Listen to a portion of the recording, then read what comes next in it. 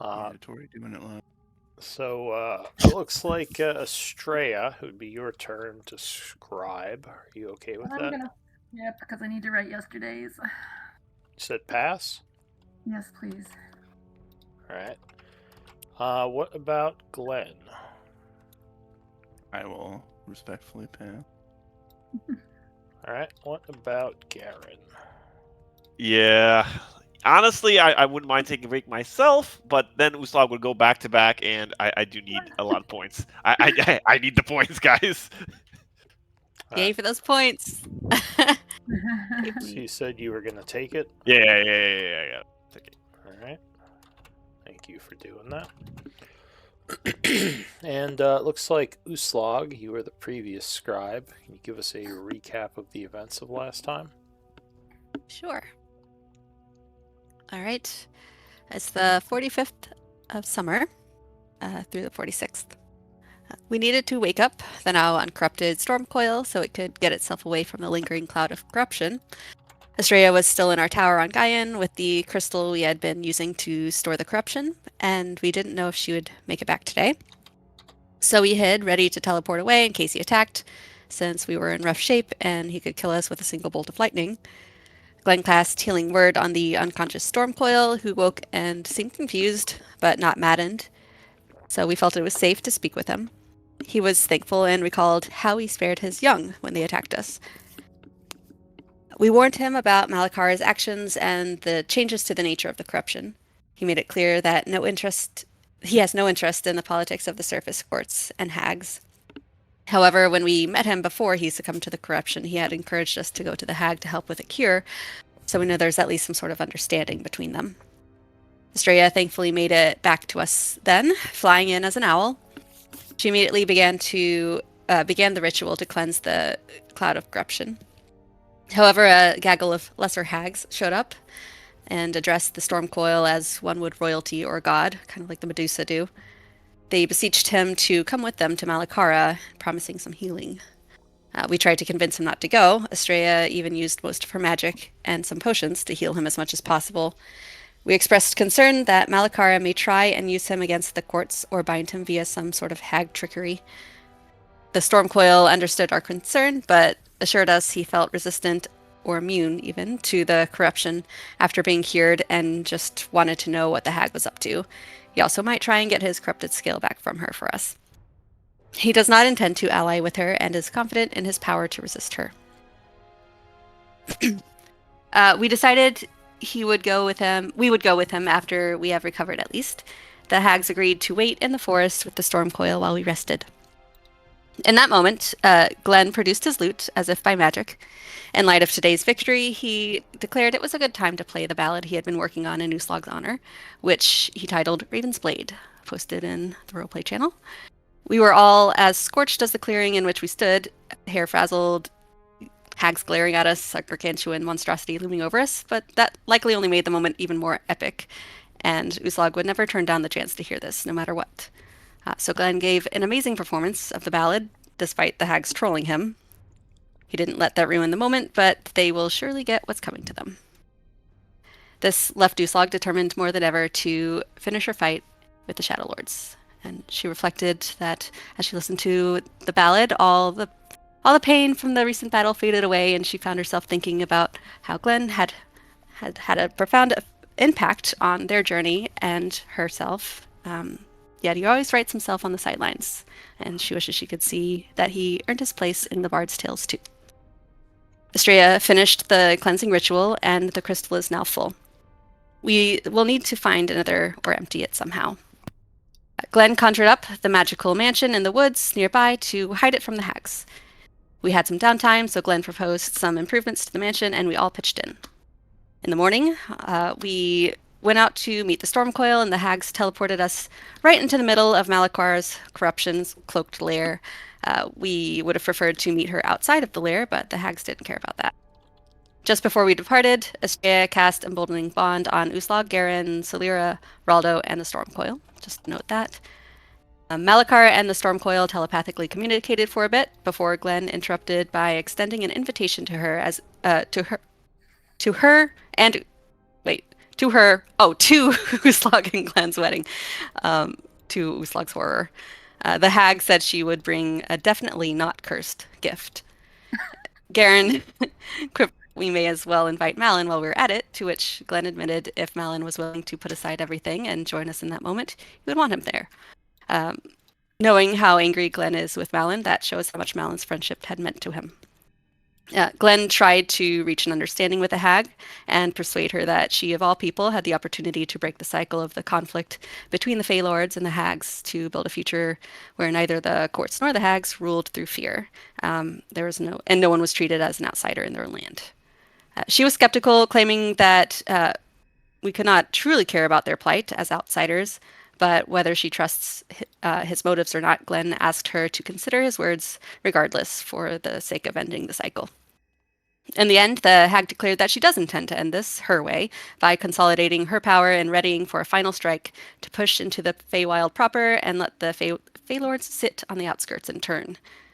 Seems her bitterness is firmly rooted, but if anyone could somehow find a way to convince her that if both sides were willing to surrender a little power and move beyond this, things could be better, it would be Glenn. If anything, we know a bit more of her goals now. Meanwhile, Estrella wandered about as Glenn and Malakara spoke. She must have seen something because she let out a groan, and Malakara scolded her. Things feel a little more tense at the moment. MVP Glenn. All right. Thank you for the recap. You're welcome. So we can pick it up there. We were in talks with the hag, Malakara. It is currently the 46th of summer at 8:30 a.m. It's a little bit after morning wake up, and the Malakara seems to be conversing with the Stormlord through telepathy, and also telling Estrella that she needs to back up a bit. And that's kind of where we left off. Yeah, Uslag's kind of looking oddly at Estrella, wondering if she's okay, because. But she's still staying quiet, but she's just kind of looking over at her. I'm going to kind of beckon to Uslag to come further away from the hags. Well, she is going to continue speaking with... Uslag's actually just going to stay right where she is. She but don't kind of get a little bit more on. So then I'm going to whisper to Garen just because... Watching Glenn's back. Yeah. Alright, well, while she is conversing with the Stormlord, what are you doing, Estrella? Did I read that right? Did Estrella like beckon like she wants to speak to Uslag, or like she's kind of trying to warn Uslag? Oh, okay. All right. Yeah, I guess she would kind of casually sidle over, like kind of like she's bored, acting like she's kind of bored, and just I think Glenn lean on the hut here. I would whisper to Uslag and to Garen then. Yeah. That's what's. Yeah. Glenn was sort of trying to convince the hag that she didn't need to be so aggressive, and she was just not really having it. Is there anything else you want to say to her? She seems like she's trying to speak privately, telepathically with the Stormlord. And then I'm going to step up behind Glenn and whisper the same thing to him while she seems to be talking with Stormlord.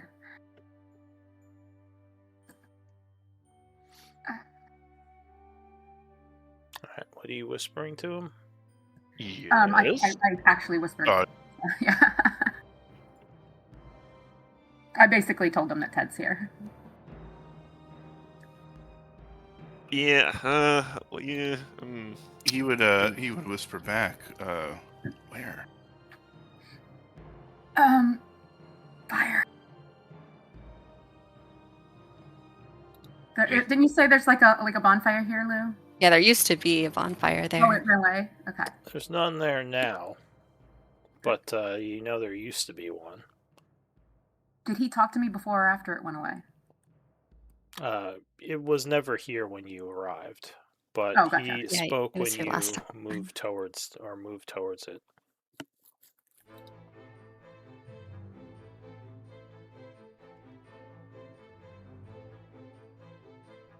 Alright, so I'm gonna pass some time unless Did he anyone's ever saying respond back anything. to me after the last message that I sent him last session?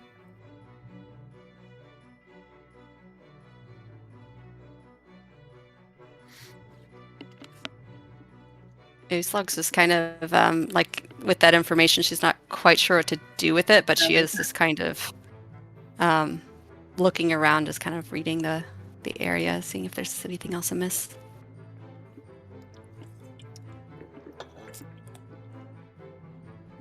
Is there any way we can free him? He whispers to Estrella.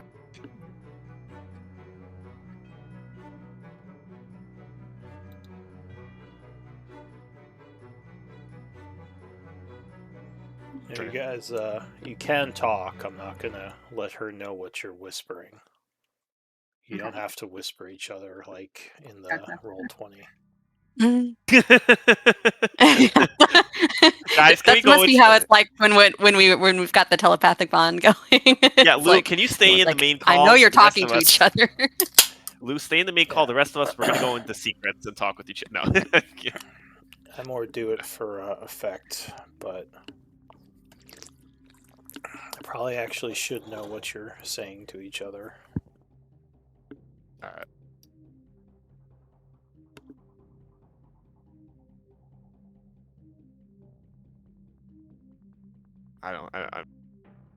I'm not in on the telephone. Yeah.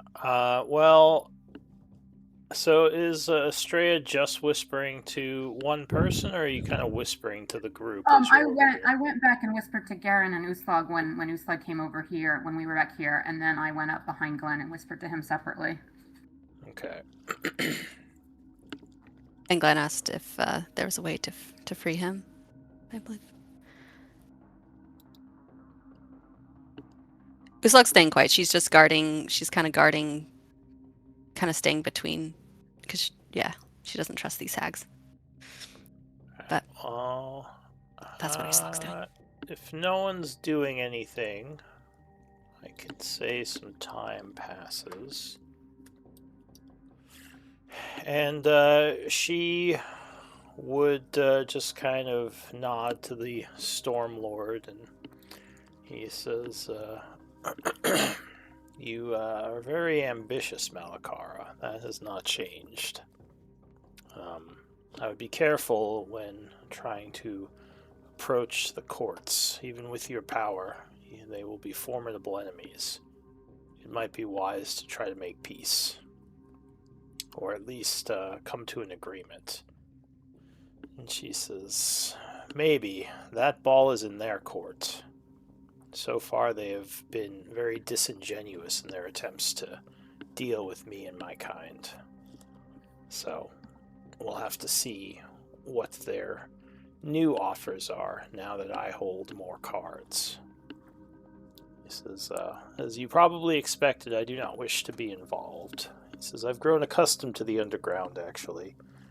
The surface can be left to the courts and all the other Fae who have taken over it in my stead. My children are happy in our subterranean dens. I just ask that you keep your corruption at bay and you do not attack me or my people with it. She says, of course.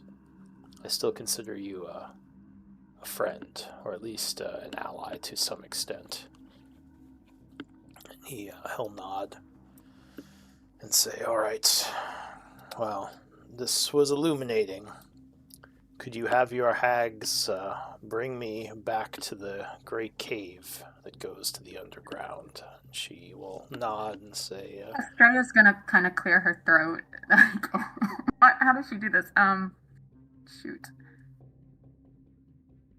I don't know. She's gonna tap her nails like on her locket, trying to like remind Stormclaw about his claw. I don't know. Oh yeah, the scale.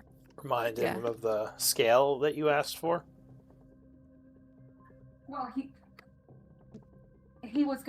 said he was gonna ask her for his scale back, but if she knows it's for us, then she might be more resistant. I don't know. Well, are you That's why I gonna... hesitated to say anything, yeah. He might not remember. Do you Okay. want to mention it, or are you just gonna stay quiet? He did say he would be willing to give you another scale. He just He hasn't did? done Okay. it yet. Yeah. Okay, then. Would it still? I wonder if it would still work the same way. Interesting.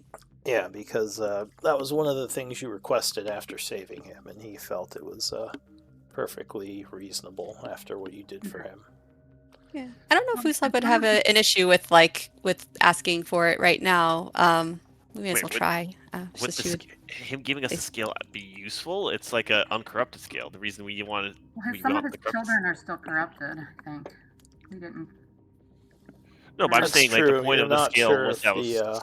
the scale will function the same if it's uncorrupted. Yeah, but now that we have the potion, like we can make more potions. We don't need the scale for that Can we necessarily. I thought Del Reese wanted. No, they said that they have a cap on it. They literally can only make like 2, and that's it. Like at a time, I think. No, just I think grand total 2. They're like we can't keep making them unless we get access to the scale again. I could be misremembering, but that's what. No, Garen is correct. Yeah, that's. Oh, I totally missed that. Yeah, that changes things. Yeah, Uslag would just. And you're Should not have asked sure for it if then. you would need a corrupt scale or if a normal scale would work. Now that Uslag will. I don't know. Well, I just- guess you guys are whispering to each other during their Yeah, conversation. Uslag's gonna go up to the storm coil and be like, "Oh, before you go, it was really nice to see you again." She'll just like pat him on the back and then whisper, or like on this one of the scales, and say, "By the way, we might need one of those. Remember?" This is of It was course. gonna whisper to him. Once we are She's scared teleported now. away from here, I can give you what you asked for. No, like the other one It's 21 hours. that she's got. That she's 21 got. hours. Yeah, I mean, she's like, Yes, seriously, we yeah, just talked about yesterday. this like right before we came here. Yeah. We talked about it yesterday, like, yeah, in game. So He was the one that suggested trying to ask Malakar to give his scale back to him, his original scale. Yeah, so she's kind of. yeah, he was. He mentioned that the group should ask her. Oh, he did? I don't think he Okay. was going to ask her unless. I mean. Well, because he was like, it's not hers. Yeah, it that doesn't one belong was. to her. He did say he was Yeah. gonna ask her. Let me check my notes. I don't remember that. I remember because I rewatched the session, so I could do the notes. But All right. So you're going to remind him. yeah, What Like, do oh, you say to him silly, you exactly? forgot. It's like, oh, don't you remember? Don't you remember there was something you were gonna ask for her? That From her, little and she'd thing tap his that's- tap his scale. She's like tapping on one of his scales and just be like patting it, like, oh, good to see you. Like, Yeah, that part of This you, is, that really important part of you, right? Is the group has requested that I ask for the scale back that you stole. That's not how you. he's like just Oh my sighs. God. Well, This it's not guy- his scale. I mean, he gave it to the group. What? Oh, He doesn't. You guys are you're putting a lot on him. He's trying to remain neutral in all this. So like he doesn't Oh, are we care. putting that- so much That's on him after exactly- saving That's his exactly life? why. That's exactly why we were under the impression that he was going to ask her for the scale back and not necessarily. get like we it didn't even ask him to for get it us. back for Yeah. her, and he was just like, oh, I think I'll probably ask her that because it's not Yeah, hers. that's why we thought he was He- doing it that way, was so that he stayed neutral. Remember that time where we All right. almost Well, died? he will say, "Can you give the scale back to them?" And she will say no. And he says, "Very well." Okay. Because So I guess there's no as a- more. Then there's no more cures for your children, I suppose. Yeah, it's really his unfortunate. his children don't need that. Only the great beings need No, I that. can cure his children with the Yeah. other ritual. I after see, we yeah. have Lie to him, Glenn. No, lie you to him. can't, It's Australia. fine. Yeah, this Glenn. Tell already him the knows real that. shit. He already Yeah, knows he already that. knows that. Yeah. Because you were Okay, let's- you were Well, how curing about- his children. Okay, well, how about we don't, unless he gets off his ass and does something. I mean, Okay. are you gonna threaten him? Wait, no, wait. No. We took Wait, your ass time once. out. We can do it again. Wait. Time out. We don't want him to now join her, so let's not. Do be you hasty. have I was only mental- asking because I thought it was something he wanted back from her, but she'll drop Exactly. it. Like, He was the one that brought it up when we Yeah. had this conversation before, so I didn't realize. I didn't that- think about it until Yeah, he brought yeah. it up. So Honestly, be I like, don't. "Oh, I okay, I don't guess it's remember not that important to you." conversation. But I'm just role playing his character that he's trying to remain neutral. Right. He doesn't like he definitely owes the group more than he owes Malakara, but at the same time he doesn't want to, like, politically speaking, he doesn't want to, like, try to Right. start That's a war exactly with why the I thought hags. he was going to do it in a way Yeah. where it seemed like he was asking it back for himself rather than for us, because I figured she'd say no if asking for us, and because it made him look less neutral to do it that way. So that's why we were misunderstanding the situation. It's because, yeah, if he had just asked it back I thought from he her didn't want and her to then have it. to Yeah. us later. I then, don't have that in he my accepted notes, me. and I don't know why he wouldn't want her to have it.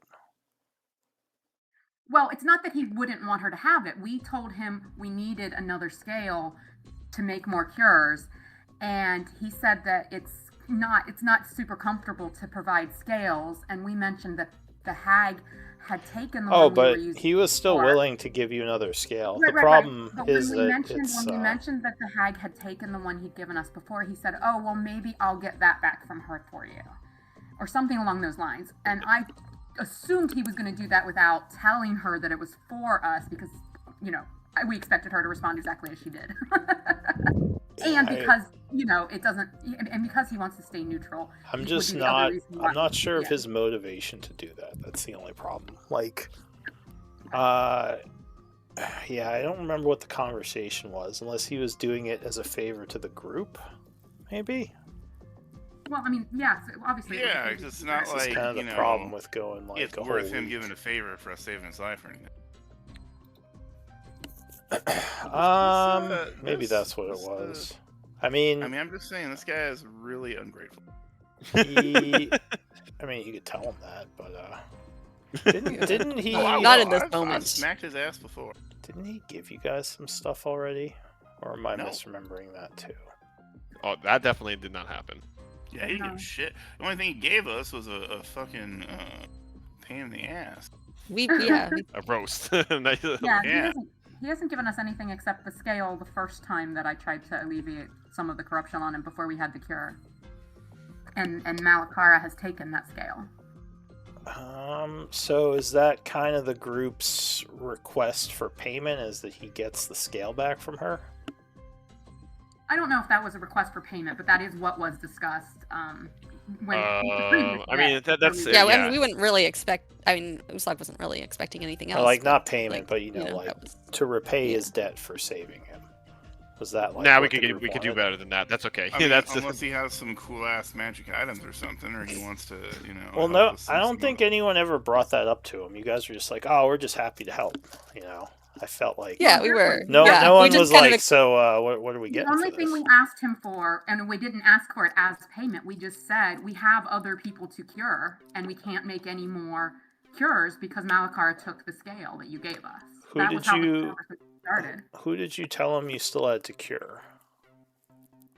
I don't think I did tell him. No, we didn't. You just said you have other, because technically, I think the two big creatures are cured. Although, I guess No, the two- Feywild, Briar, people. what was it? Yeah. they would be I mean, ones we who would didn't need tell the him big who, cure.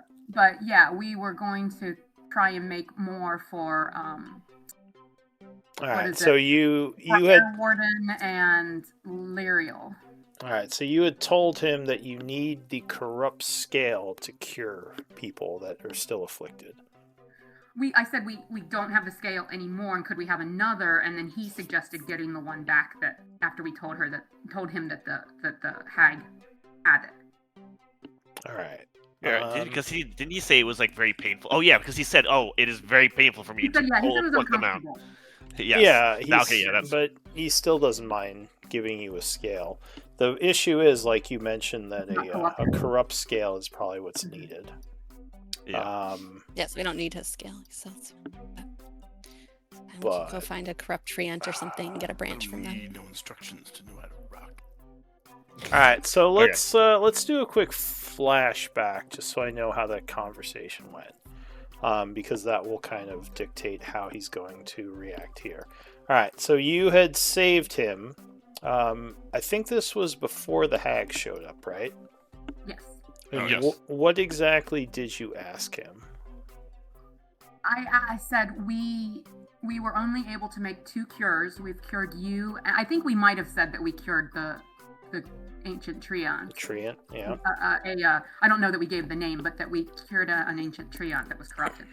And we said that there are other creatures of significant power that have also been corrupted, similar to him, that we can't cure with my ritual. But we're unable to make any more cures because the hag has taken the scale that he gave us. So he So would have. first I asked for a new scale, but I hadn't been thinking about the fact that he's no longer corrupted. Yeah. All right. So he would reply to that. Who else has been corrupted? Other greater fae of the Feywild. He would say, "Do you have names of these fae?" Well, we know of a couple, but we expect to find more. This They're is very No, susceptible. Just as Lyriel and yeah, it was Lyriel and brother. and Thornhelm at least, but we expect to find more. We want to have cures on hand, just as we sought for your cure. We are trying to help others. He would say, "I have no love for members of the Fae Court, if I'm honest. That said, I do owe you for helping me.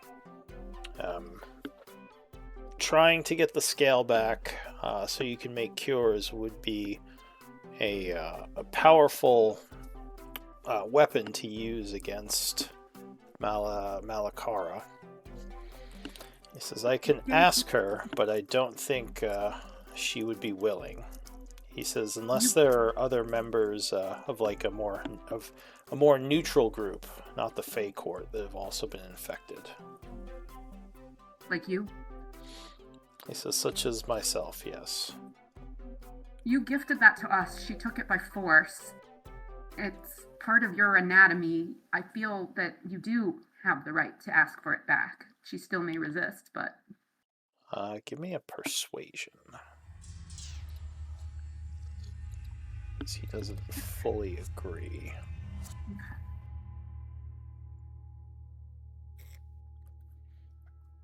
I don't think we went into detail in this conversation because I think he had said he was just going to give you the his new scale if she didn't give it back. Gotcha.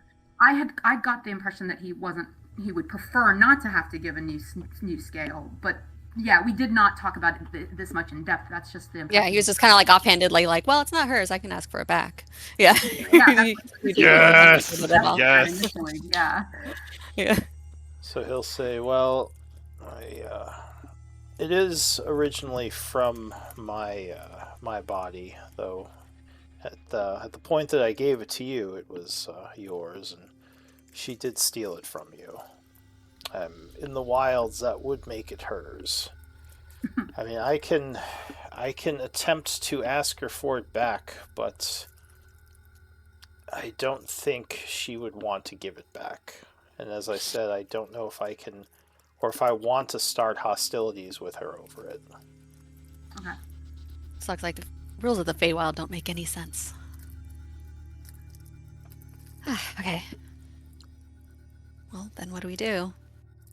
Don't get that back. Well, I guess we go looking Hunt for for some- corrupted creatures. Hunt some treants, I guess. Only Says, other powerful. Are you sure the Fae Court is unable to produce any other cures? They are all corrupted. It was their work. All the ones that it we've was known. their work that made your cure. It was one of their scientists and a druid, a death druid, and us together. Without any of those parties, you would not be cured. Even though Give me- Malakara knew she had the ability to do it, and yet she did not. Give me another persuasion. I'll say Uslag with advantage. Who's slug? Advantage is not going to help me. I thought I was supporting Estrella. I'm sorry. Who's I'm slug? actually not fantastic at persuasion myself. I'm not sure why Glenn is Yes! quiet right now. Yes. Yes. That's as good as any. So Oh, you should. he would say, That's well, the best I can do. if I did ask for the scale and she refuses, which I'm pretty sure she will, what would you have me do?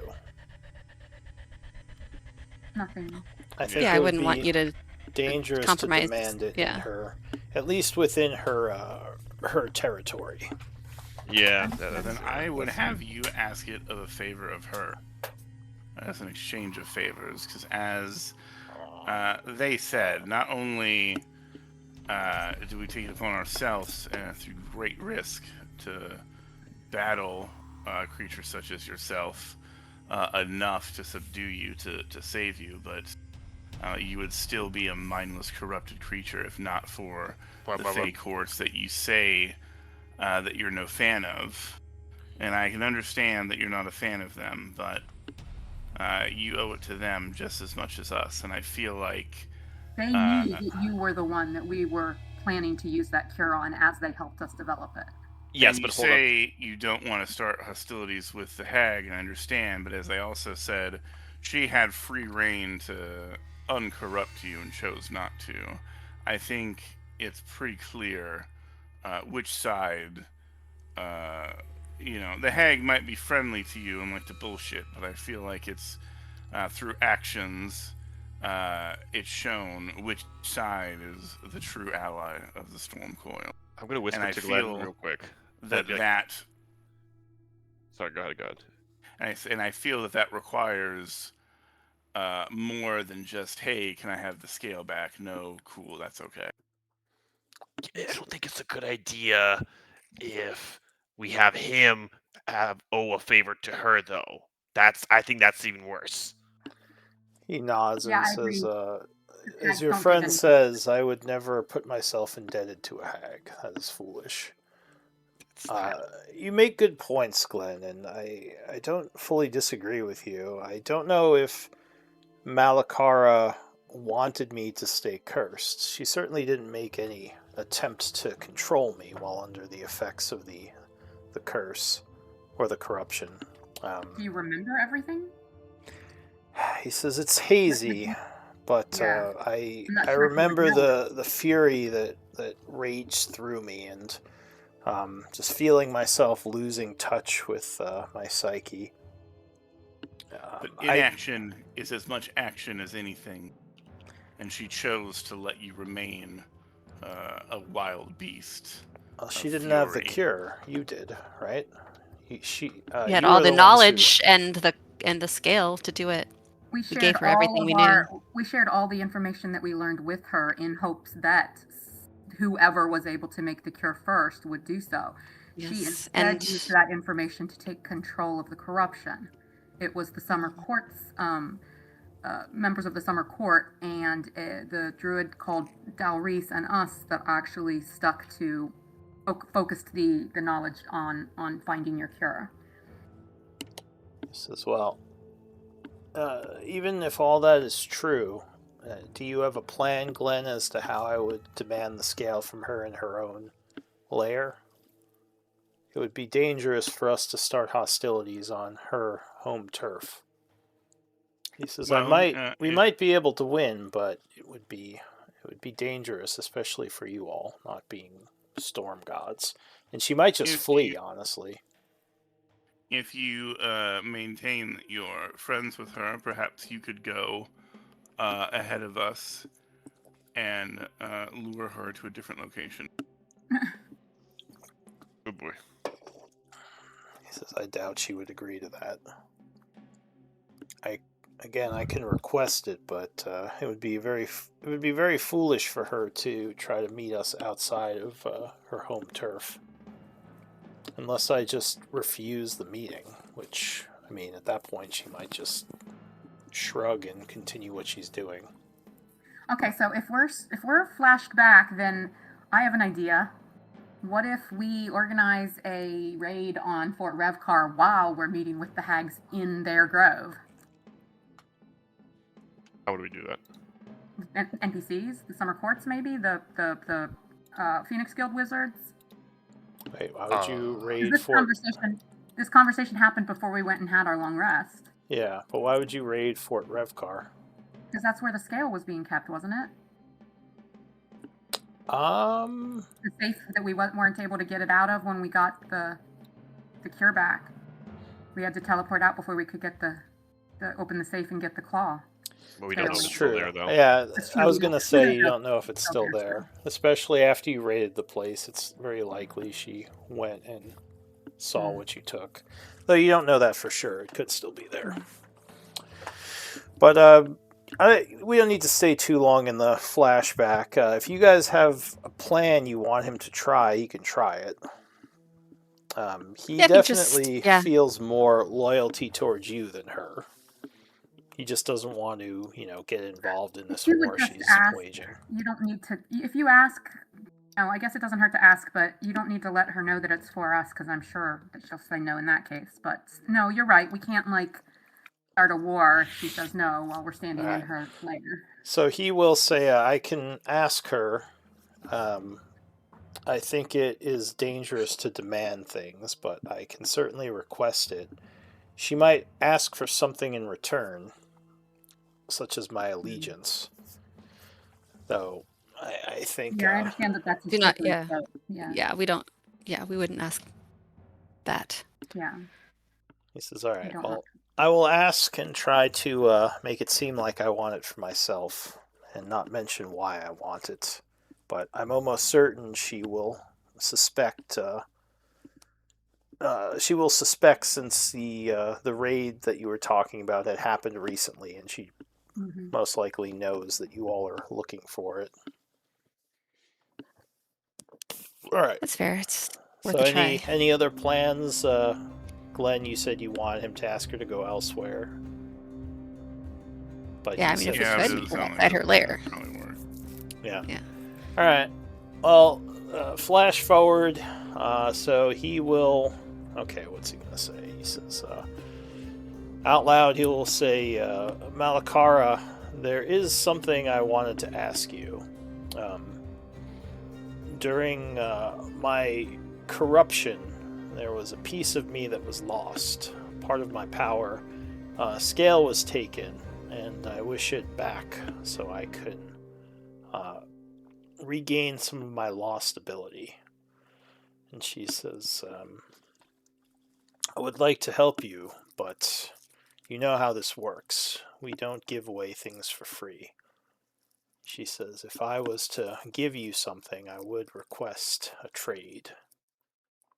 And she kind of does a sudden mental communication with him.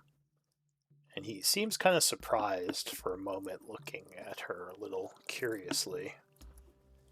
And says, is that all you want? She says, yes. And he kind of pauses as if he's a little worried. As if he's not considering all the possibilities of something. He says, give me some time. I will consider it. She nods. And she says, I can have my people teleport you back to your cave. And if you wish to accompany him, I can send you all as well. She kind of motions to the group. She says, I know you wish to help the Feywild, but I think at this point it's best to just let things play out and do not interfere with my plans. I'm ready to leave. Lou, did Ted go quiet on me? He never responded after the last thing I sent back to him. Did who go quiet? Ted. Ted. Oh, did you send him another thing?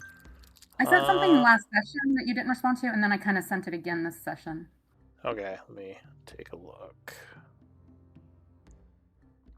Are you gonna? So you do have to get closer to the area. It seems Well, to okay, speak with him. So that was what I sent last session before I moved away from the area. Okay. It doesn't seem like he's been replying. Give me an insight. Would be insight. Yeah, give me an Arcana check. You might realize something. So it's possible that he's only able to communicate within a certain distance of where he's trapped, which might be why Okay. Malakara was like, "What are you doing?" Like pushing you away. So that might okay. be why he hasn't gotten, like, why he didn't well, answer. Okay, well, I mean, that was before she asked me to step back that I'd sent that, so. Yeah. Okay. All right. If you scroll back to last session where we were chatting back and forth, that was the thing I sent you, like, immediately after the last thing he said to me. All right. Well, part of it, yeah, part of it, yeah. So I'll say you get one last response then. Just need to think how he'd respond to this.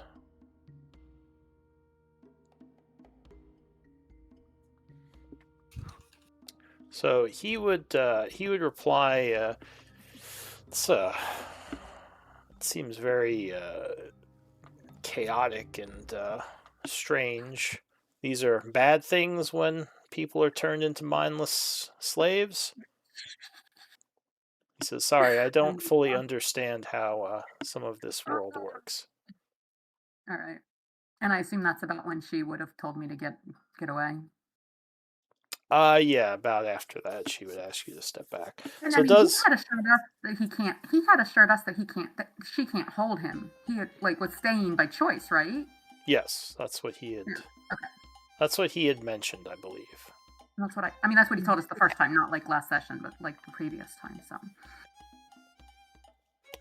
So do you want to do anything else? Glenn would Go ahead. speak up, but now that this is after Estrella whispered to them, and he would say, "So whatever happened to Ted?" We start the pot. This is how we do it. She says, "Oh, Ted is around. I'm still fascinated by him, and I really appreciate him agreeing to stay to be studied. This is definitely he's a worth cool the guy. trade." Well, I'm definitely glad to hear that. I'm not gonna lie, I definitely miss the little dude. Can we say hi to him? She says, "I don't know if that would be possible right now." She says, "I have him working on something for me." Like in the hut, or like where? She says, "Well, Ted is a magical being. He's sort of all around." Really? He kind of like turns around in a circle. Like, Ted, can you hear me?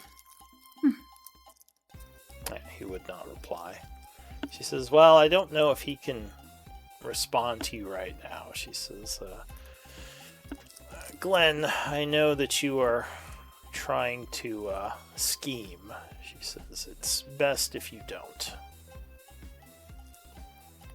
She says, "You've been trying to convince me to give up my quest for power. Now you wish to speak with Ted." She says, "I'm not a fool." What do you mean? How's that related? He is our friend. No, you're not a fool, just a jailer. She says, "At times. But your friend Ted is here by his own will. You think I have the power to contain a creature that powerful? He's doing this for you, you know. If you remember, he did this to pay off your debt." He yells out, "Ted, my debt's repaid. You can leave now if you want to. In fact, you probably should if you're able."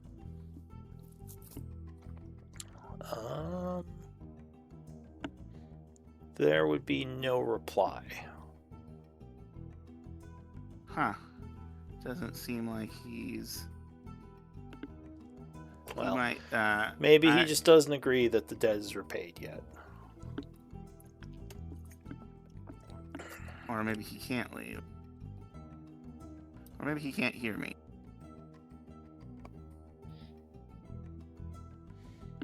I wanted. We are, to we are be- very close to concluding this peacefully. I wouldn't try anything. And there's a bit of a seriousness to her voice now. His eyes kind of squint a little bit. And it's like, I really wanted to like you, Melkar, for us to be friends. I really thought that there was a way for this to turn out different. She says, why do you dislike me? Because you know that you can break the cycle and you still choose not to. I know there's a part of you in there that wants that, but you're just too scared. She will stop for a moment, put up her finger, and you would hear your voice say, "I want to go back to the Feywild. I don't care about that place. Let's just go home." Then she looks at you and raises an eyebrow. We all want to go home No. too. Yeah, I do want to go home, and I don't really care about this place because there's so much shit. Some wrong of us with my do care own- about this place. Let me finish, Some of us damn. care. Look, I said when I say I don't care about Feywild, I want to go home. I don't mean I care zero about it. I just mean that like we've got our own cataclysms and Shadowlords and all sorts of crazy shit we got to deal with on our plane first. I just think that we should be focusing on that instead. But it also doesn't mean that I'm going to let injustice stand when it's right in front of me. Do I care about the overall health of the Feywild compared to my own plane? Not really. But when I see something wrong in front of me, it doesn't mean that I don't want to stop and change things when I can. She says, well, maybe I believe that.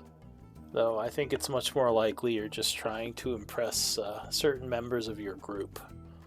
She says, it seems strange that you'd, in a few days, go from, I wish to leave this place, I don't care about the Feywild, to give up your ways and,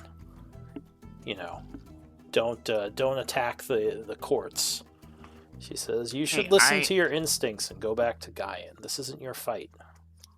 Hey, I already got a ring on her finger. I don't need to impress her anymore. He says, well, Besides, I kind of agree. It's not really our fight. she says, the original corruption, the Shadowlord's influence has been taken care of. There's nothing left for you to do here. You don't owe the courts. Do you know how much horrible crap the courts have done? They are not without sin. She says, while it's true I am also not without sin, this is a power struggle that you don't need to be a part of. And you can tell she's turning on some of her persuasion now. I mean, I get that. Nobody's without sin. I know that just as much as you. I've dirtied my hands more times than I can count, and I'm sure you have as well, but it's just, I don't mean to offend you, but it's just, from an outsider perspective, it's just silly. Because again, it's just a big pendulum, and you're gonna rule for a few thousand years, but you don't think that somehow the courts are gonna find some way to get control back, just like you have. I mean, it's just a cycle because you guys are so powerful and practically immortal. It's just a cycle that's never gonna end. So I mean, I would think that beings that long-lived and that wise would be able to find a way to set aside their bullshit after so long, and at least not try and kill each other all the time. she says, well, would it be better if I just did nothing and let the courts be the ones who held all the power? No, but if I can convince the courts to share power equally, would you consider putting your flaming sword down? She says, well, that was kind of the point of this, was so I could speak to the courts and convince them that they need to change Well, then let how me things... help you do that. You know that nobody can convince better than I. Let me Give be me your a proxy. give me a persuasion. Ooh, somebody, you caught me. I'm not in my computer. She Oh no, says, actually no, I'm good. Yeah. Can somebody just roll a d20 and add 15 to it? well, she would say, I am perfectly capable of 20. I'm perfectly capable of being persuasive, especially when I hold more power now than I did before. She says, you don't really know much about the struggles or what I need, so why would you want to involve yourself in this? She says, it just Because seems I like... feel like because there's so much animosity with you coming from a strength of power. Yes, you feel like you hold the cards, but I know the fake courts are going to be too proud and treat you through negotiations as an invader rather than somebody to sit down and negotiate with. If I'm at your side, I feel like they'll be more reasonable and logical, or at least I can make them see logic versus just being blinded by anger and their emotions. Says, you are immortal, though. They don't have any respect for your kind either. How would you convince them?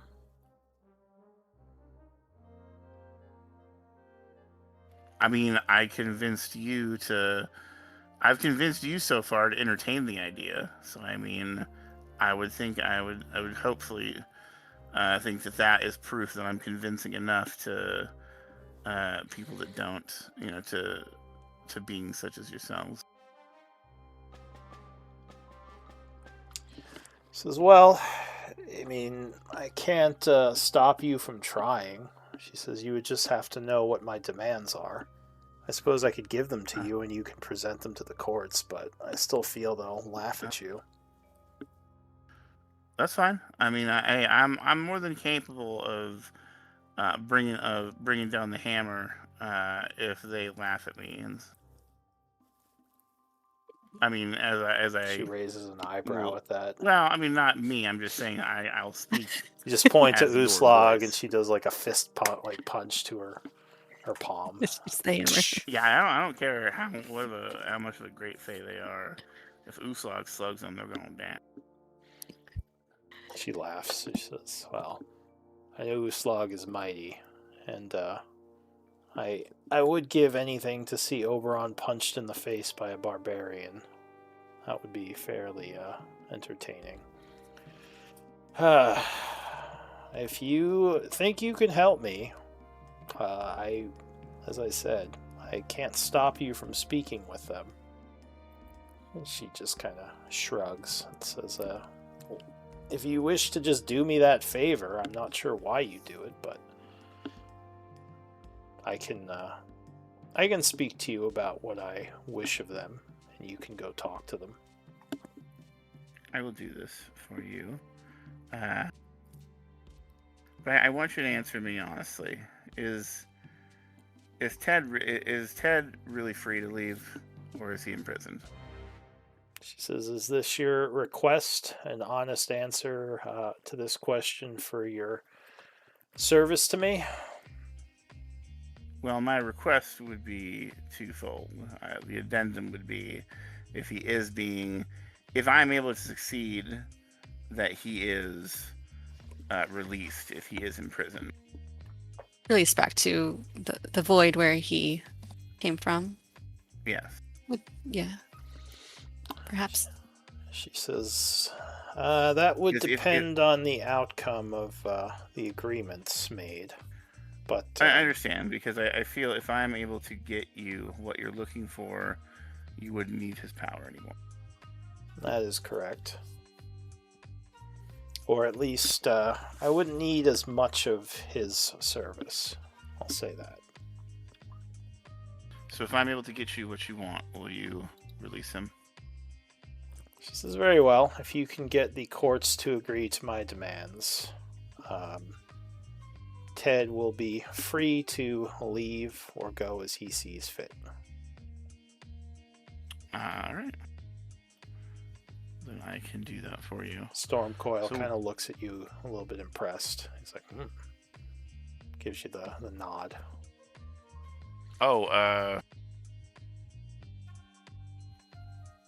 I mean, Does anyone else want to say things? Remember, you can talk Yeah, without so- making persuasion checks. It's only if you Yeah, ask her to alright. do things is when you will have to make persuasion I mean- checks. do you really need the scale then if you get everything you want? She says, probably not. Could we But get that the is a whole scale? other request. She Ah. says, I haven't, we I haven't, hear I thought you were negotiating. we haven't made an agreement formally, she says, but if you are willing to help me, I had assumed you'd want something for it. She says, and I can't deny that you do have a bit of a gift. She says, I will allow Ted to leave this place and do as he sees fit. Okay. And just to be clear, the agreement is that we will go to the summer court, present your demands, and do our And- best to. And convince them of agreeing to the demands. She says, or else I will need Ted to show them I mean business. She says, I have no idea how you're going to convince them.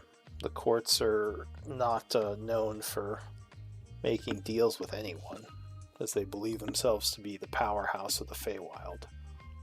Well, it's easy. I will let them know that there's a angry hag that's more powerful than them that's going to kill them.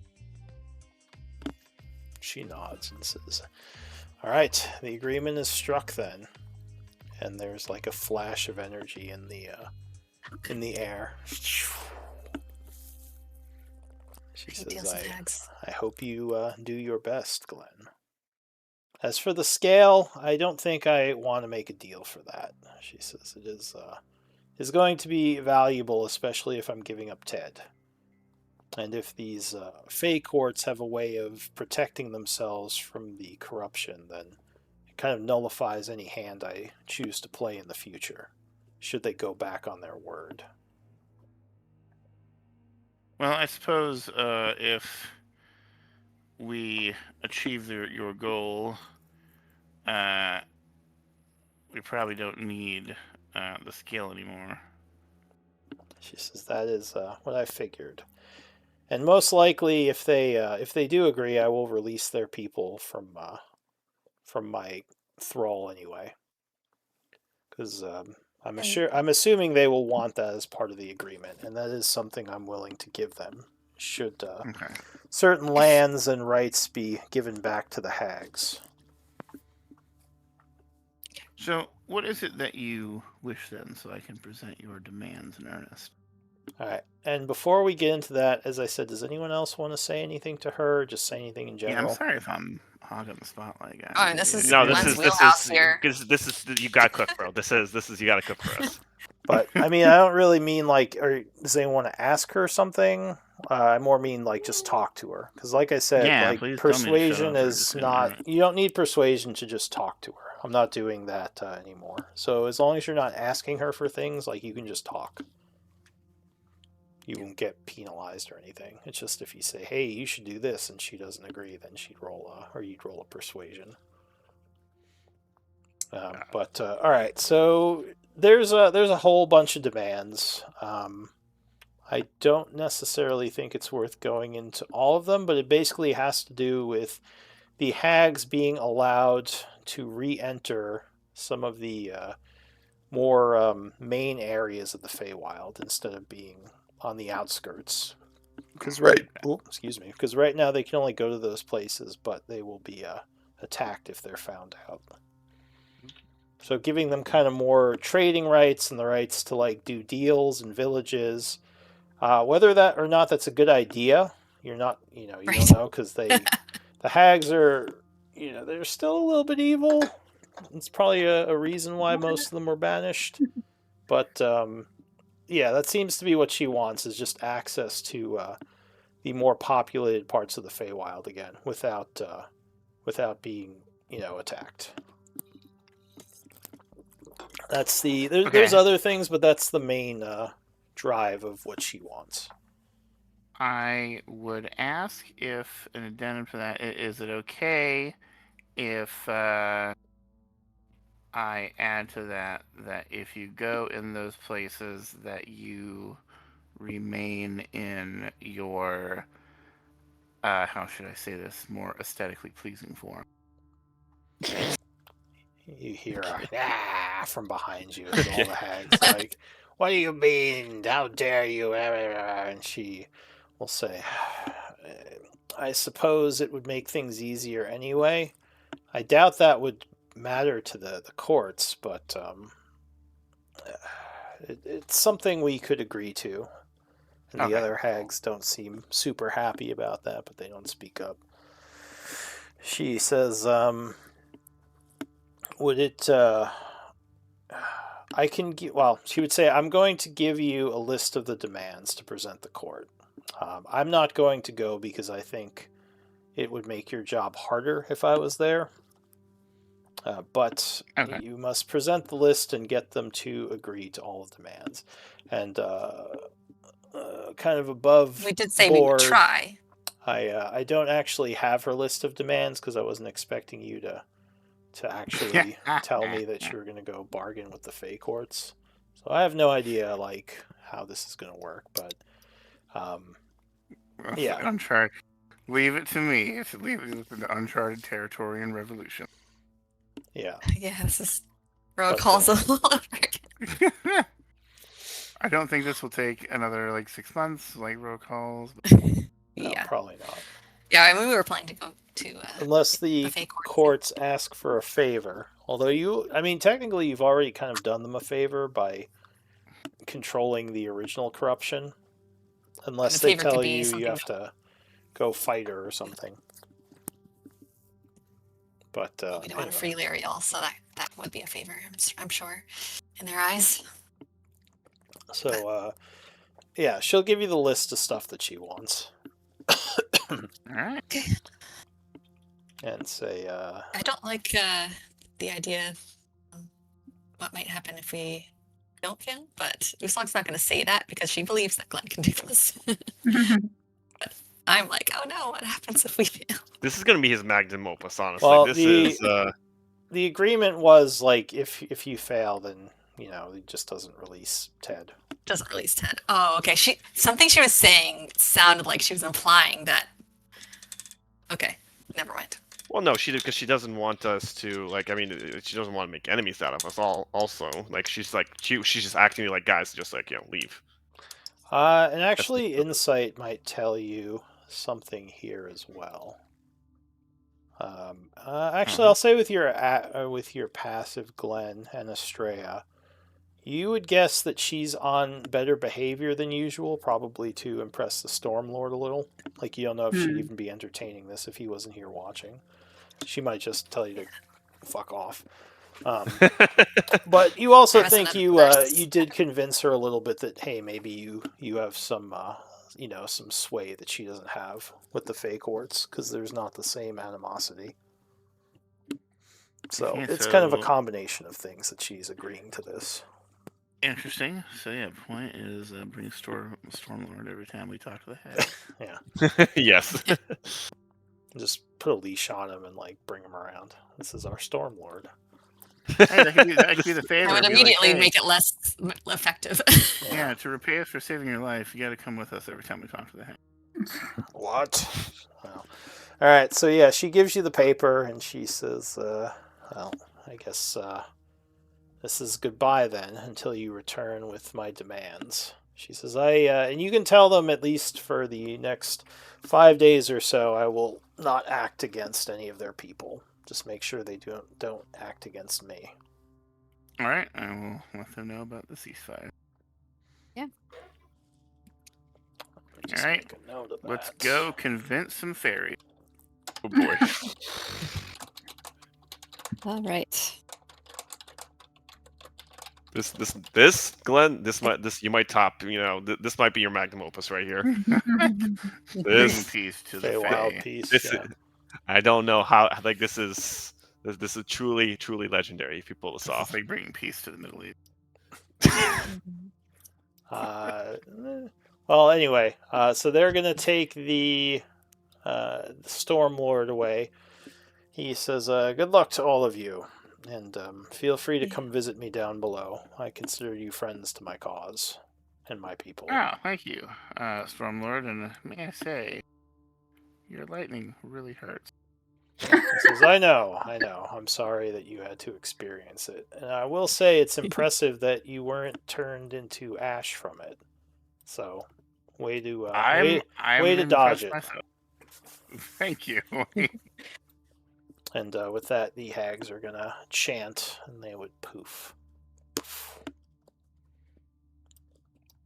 And Alright. Malakara says, all right, well, off with you then. And she kind of waves her hand dismissively. After the hags disappear, Glenn kind of puts on a comedic voice and says, "Man, if only I could get rid of my in-laws like that." And then he uses minor illusion to make like a like saying, If only he what? "If only my in-laws could leave like that." She Yeah. just What do you have against? Oh, I'm not going to say anything. I was going to be like, what do you have against Uslag's in? Oh, I'm not going to say anything. Right there. She Unless just you count the stands there entire- and stares at you. There's a cricket somewhere in the bush that makes some noise. Hey, cricket. Actually, yeah. I'm Everybody trying to picture how Uslog's parents would react to Glenn. Actually, and he thinks about that, and he's like, "Actually, are your parents alive, Uslog?" And she'd shake her head. Oh, I'm sorry. They died in battle against the Iron Tide. But Yeah. I think my dad would have liked you. My mom, on the other hand, she would have been harder to really? convince. I would think I'm usually good with mothers. You would have gotten through to her eventually. Eventually.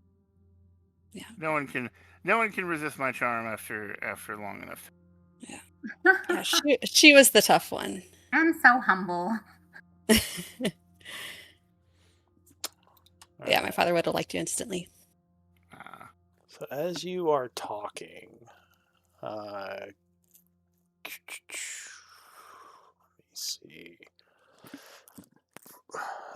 Garen, give me a wisdom save, DC 23. Oh my word. Sorry, give me a sec. Okay, a wisdom save. Yeah, DC 23. Yeah, I'm gonna burn a luck point. Should be. And do I have a emboldening bond? No, you don't. Sorry. Okay, so I'll just use a luck point. Okay, I got it. Alright. So you feel a little strange for a moment, as if maybe something was either reading your mind or attempting to connect to your mind. It was kind of odd. Okay. Noted. So I'll be right back. Oh, you're fine. So Malakara would just kind of be listening to Glenn and Uslog banter, and she says, "Well, just stay as long as you want, I suppose." And she walks this way. She'll kind of wave her hand, and you would see the magics kind of coalesce around the area here. And the fire would reappear.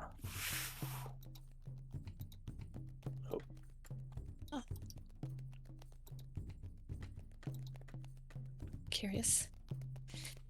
But she doesn't pay much mind to it, and just keeps walking. He says, if you need to ask me anything about that list, just come and call for me. She heads back towards her hut. What does the group want to do? Did Astrea tell us like where she sensed Ted? I told Glenn when I was whispering to him. He asked, and I said where the fire was. Oh, right. Okay. So if you go by the fire, you don't get messages anymore. As if either he moved or maybe can't hear you. You're not sure. Doesn't know you're there. Something, whatever the case may be. Well, I guess it's up to us to get ourselves out of here. For some reason, You have I a thought tree. they said they were going to take us when they took the storm coil, but Yeah, you have a tree nearby, I believe. yeah, So but if I Oh, does it do take that, magic? if I do that, then that's all I can do for the day. So I think it might be better for me to just have us wind walk. Does that work for all of you? Yes. I guess Raldo and Salira are with you. I forgot about that. So they would say, oh, I'm up for some flying. I always like that cloud form stuff you do, old lady. Yep, so I would cast that. All right. And I think that is enough to affect 6 people, right? It's 10 people. So yeah. Okay, so yeah, that would be plenty. So you assume cloud form. I think we would have discussed where we were going to be going before we did that. But because how long Well, did let's wait till we we have this get out 8 of hours? this grove. Oh, okay. Oh, right. We can There's actually some transform. things I want to in and out. talk about. I just didn't want to talk about it in front of her. Right. I forgot we could revert back to our Yeah, normal you can forms. revert back to normal form. So where are you going to go in cloud form? Let's fly to The grove? I want to fly to the Treance Grove for starters, since it's nearby, and then we can talk a bit and decide where we're going next. Okay. So it's it would be a lot further if you didn't have cloud form, but it only takes you about an hour to get there. So it is about 9:30 a.m. when you arrive. You would see your allies there. Let me just bring up their sheets. Vareth and Start with a B, I think. it was Brinthara. Renthara, yeah. Vareth, Oakfather, and Oh, yeah. the other one. I don't know if I generated a picture of her uncorrupted form yet. So what was her name? And they've been reunited finally. Yeah, it was Brenthara, I think, but I don't see Yeah, her. it's I don't see her under the Feywild list. I No, I see it. Yeah, too. Corrupt Ancient Treant Druid, yeah, Brenthara. But you're right, it's a corrupted picture, so. Yeah, I can make her thing That's fine. later, but she would no longer be corrupted. So yes, you would see them there together. They seem very content. As you fly in, Varath would, well, he'd see the clouds, maybe look a little suspicious at first, but as you regain your form, he would say, "Ah, friends, you've returned." He comes over and seems very happy to see you. He says, "Brenthara told me of what you did for her. I am forever in your debt." Because I don't think the group went and saw him after they cured her. No, we didn't have time. Yeah. Just left. Yeah, we sent her along the way. Yeah. He says, "You are always welcomed in my grove." And we had left the painting here when he wasn't here. The painting that Darius had given us, so that would have been like for him when he got back. Yeah, you would notice that kind of hanging up on a tree nearby. So he definitely Greetings, got friend. that. Thought we'd stop by while we were in the area. And I would give him a little bit of an update on like the corruption in the storm coil and the hag's machinations. So basically tell him everything. He listens intently, nodding. He says, One of the quite the predicament. The hag if she is allowed to bring her people back into the Feywild proper, while it would be better than her using the corruption against the lords, it could also mean decent amounts of suffering for the citizens of the Feywild. He says the hags are, Well, not the best group of people. one of the things that I wanted to check in with you about was whether you know of any other greater Fae who are still corrupted, or if you know of any fronds or branches or leaves or corrupted parts of you, Brenthara, that might have been lost or left behind during your illness. It might help us continue to generate cures. She says, I mean, there are times when I had pruned some of my dead branches off. It's part of being a treant. Do you think those would still have potency? I know not. I'm just guessing. We've unfortunately lost the scale of the storm coil to the hag, and that was what was allowing us to make we made only 2 cures. You received 1, and the storm coil received the other. She says, well, storm coil's scale is much larger and more likely more powerful than just small branches I may have dropped. She says, you're welcome to take a look, but my guess is the essence of those would pale in comparison to something like a huge scale. I understand. Do you know of any other greater Fae that are corrupted in these woods that you have encountered or know of? She says the treants, but thanks to your cure, we've been dealing with it, or trying to. So the standard ritual is working for that one. Says, well, we haven't gotten it to work yet because we haven't figured out a good vessel to contain the corruption. But once we have cracked that part of the ritual, I believe we'll be able to do what you've been doing. I see. She says, for now, we've sort of contained the corrupt treants, and they will be healed once we have the means. Very good. Well, we will continue. We have a number of things to try and do. I appreciate all of your assistance.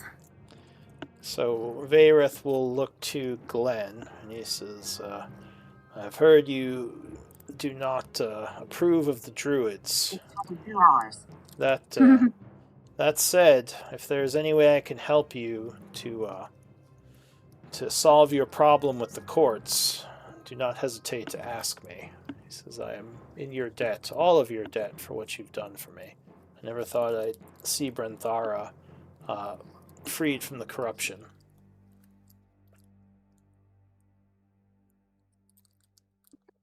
All right, so that's all he'd say. Okay. Yeah. Good to know.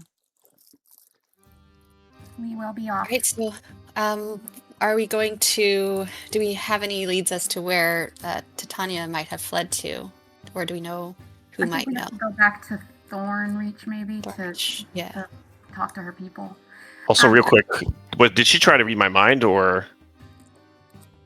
Who? You mean when you made the save? Yeah, from Elakar, or? You don't know if it was her, but definitely something was trying to read your mind. You didn't feel like it was a charm. Okay. Something was trying to connect to you. I was going to say, while Glenn begins to put his plan into action, another thing I think we should be doing meanwhile is, 2 things. One, continue trying to find what Dalreese and whoever Valor Flamegrove and Dalreese, continue to try and find something that perhaps would substitute for the scale in helping them make more cures. Secondly, I think at some point I should go back to Gaian and empty this crystal so that I can come back here and continue to soak up corruption, because we did learn that the hag cannot make new corruption. She just has control of the corruption that was brought here already. Don't question, but why don't we just bring the tower here and then have it just directly, like, vacuum clean up everything? Well, I don't know if the tower can vacuum, but emptying With the crystal. power into the tower would give us more teleports. You're right. So right, we can just keep chugging away. Yeah, that's not a bad idea. For although it's But I think we also want to follow Glenn's plan here as well. I think we should follow kind of both paths. although But it's if we say, can- and I don't mean to be a party pooper, old lady, but I'm worried that if we start stealing her corruption, wouldn't Minthara get mad at us and maybe try to do something? Perhaps, but we can start down in the Storm Coil's domain, or well, we could start here in this grove. Surely she's not going to object. Well, she might object, but we could help with the treants here in this grove, and we could help with the Storm Coil's children below. For starters, we don't have to do stuff right under her nose. He says, "All right, just thought I'd mention it." I don't know how well she can sense exactly, what corruption. I mean, But there might be times we encounter it and it's blocking our way and we need to. So, I mean, yeah, it's going to happen. we don't have to. Yeah. I think we should continue trying to pick up the bits we find, and this grove, the treants and the Stormcoil's children could be the first things that we actually seek out. That's kind of the route I'd like to continue. Yeah. And that's what I didn't want to say when we were there in her grove. But Alright. for starters, shall we go up to Solarin or to Thornreach and check in with... Start talking to the court? Is that what you want to do, Glenn? Well, Solir would say we definitely should tell them about the ceasefire if we are being honest about helping her. She says if an attack happens and they aren't informed, then that would destroy any hope of this succeeding. Yeah. All right. So back to the clouds. All right. Yeah, to Thornreach. Right? Okay. Yeah, so I guess we would get back into our little cloud rooms and go flying. Need to check something really quick.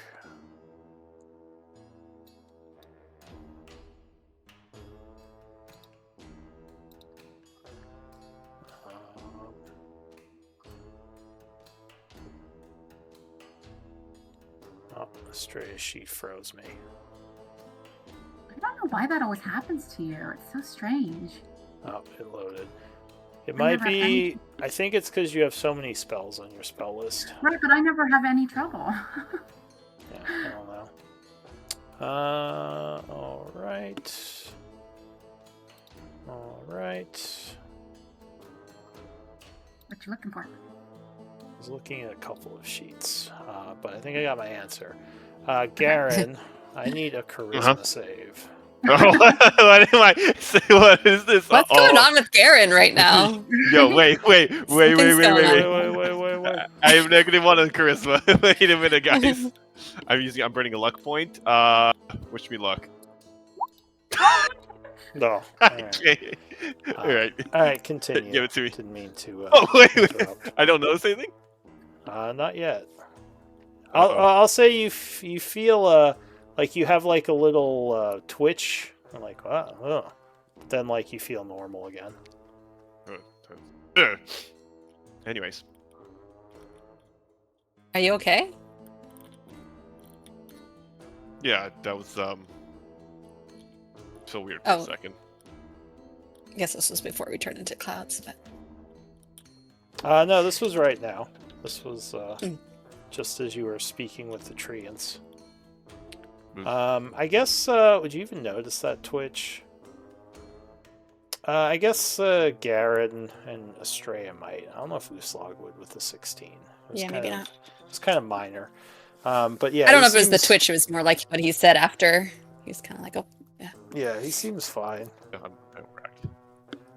What do you want to do? You said you're gonna fly back to Thornreach. Thornreach. Yeah. Okay. It is a bit of a trip. Let's see. Well, I guess we could go to Solarin and they have like a teleport, don't they? Or even Gale Brock. Circle. They have circles, but you still need to cast a spell to use the circle. Okay. So you want to fly there? Or you want to teleport? It's still early in the day, right? Yeah. Okay, so if you fly there, you'll bid farewell to the treants and take flight, and that would be 8 hours. Did I? We drop every now and then to Yeah. take a rest, but And I think does this last 8 hours? Yeah. Okay, so you probably would you recast I put it it in as you I put it in extended effects when I. All right, because you took. I'll just say you make it there. It's fine. So yeah, you make it there as the spell is wearing off. It's now about 5:30 as you come sailing into Thornreach. People seem on edge. The guards are definitely keeping an eye out. Where are you heading to once you get to Thornreach? Who's the leadership here? well, Valera would know, I guess. So you have been mostly speaking to the Phoenix Guild. However, Yeah, I mean of the Fae here. the city is currently under martial law, or quote-unquote martial law, Feywild version of that. Under the guy that you met before. Was it Briar Warden? Briar Warden is corrupted. No, that's the Archguardian, yeah. Warden Valeth. The one you met at the initial keep. Okay. So then, yeah, I think we would go talk to him. Alright, so yeah, you would find him kind of in a meeting with the council as well as several other Fae. As you enter, he says, the Splitlanders. I was told of what you were attempting. I haven't gotten word back yet. Were you able to stop Stormcoil? Indeed, we still need to cure the corruption from some of his children, but the storm coil is restored and has returned to the depths. He says, this is excellent news. Well done, friends, and thank you. We have new news. I would gesture to Glenn. Alright, so you kind of let him know about the talk. He seems a little concerned. He says, may I... Or, go ahead. And the ceasefire specifically. The ceasefire, alright. So he says, well, we hadn't planned on any actions against the hags just yet. May I see the list of her demands? I'm just curious.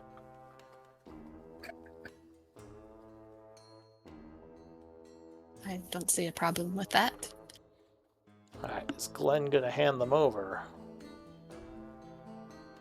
I assume he would, but...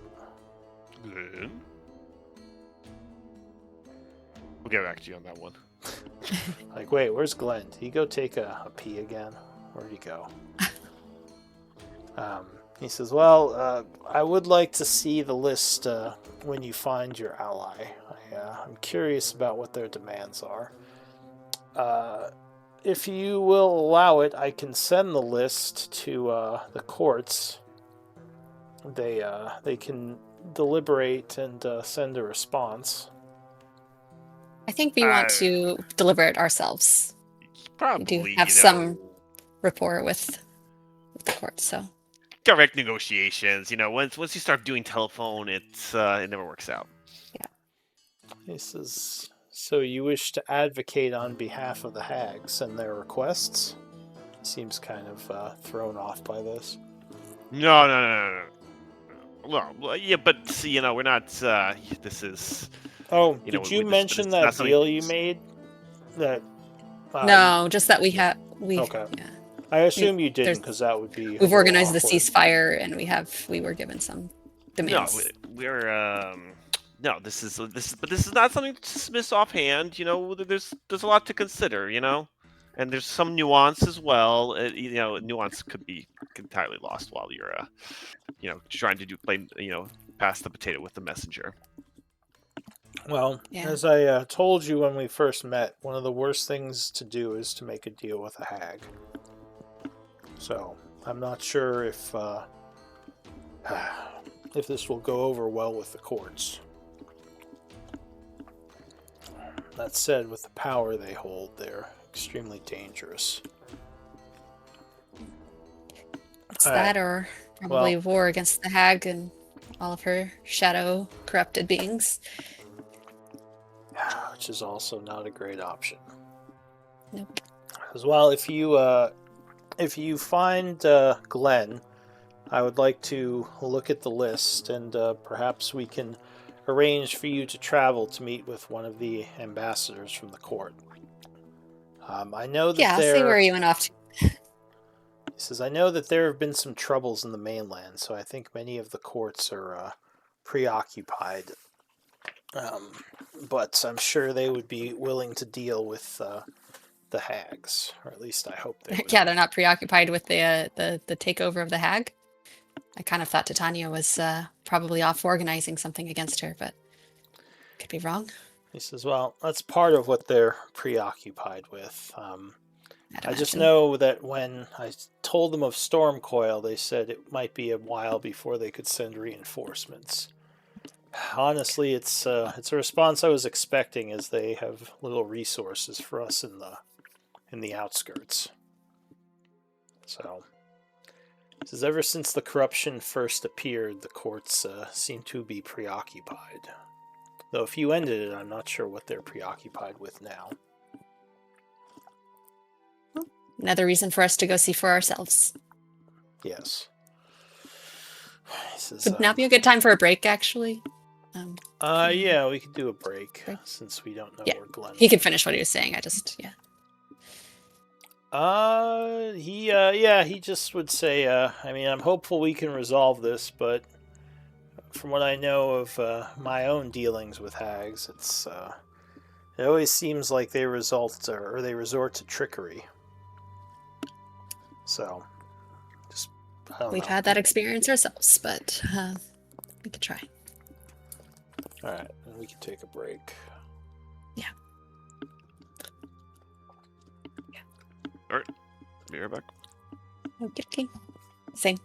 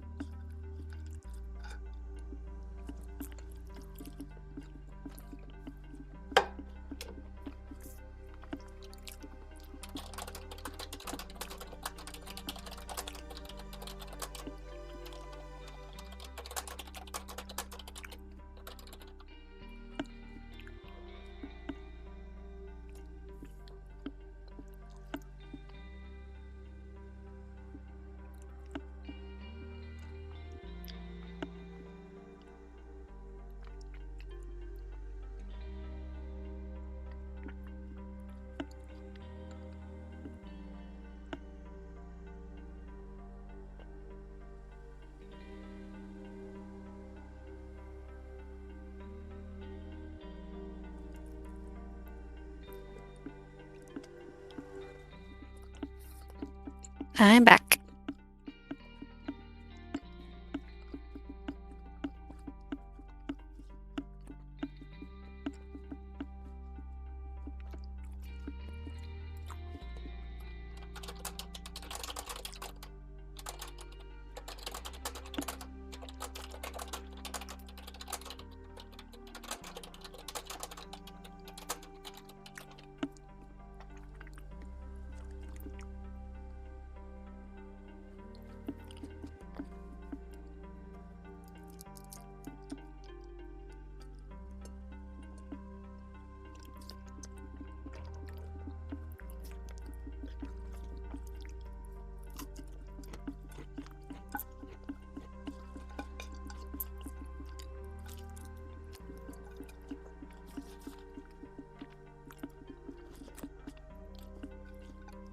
How's everyone doing?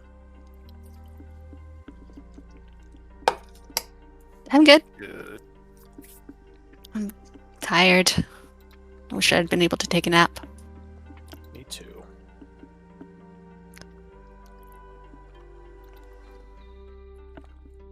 But I'm good. How's the Witcher playthrough? I didn't get to play the last few days, so I'm still kind of scratching the surface of Hearts of Stone. It's really fun. I'm excited to play it more this weekend Nice. once things get a little quieter. But I'm also I don't want to say anything about Hearts of Stone. Where are you? Like, I went to oh gosh, I forgot his name because it's been a few days.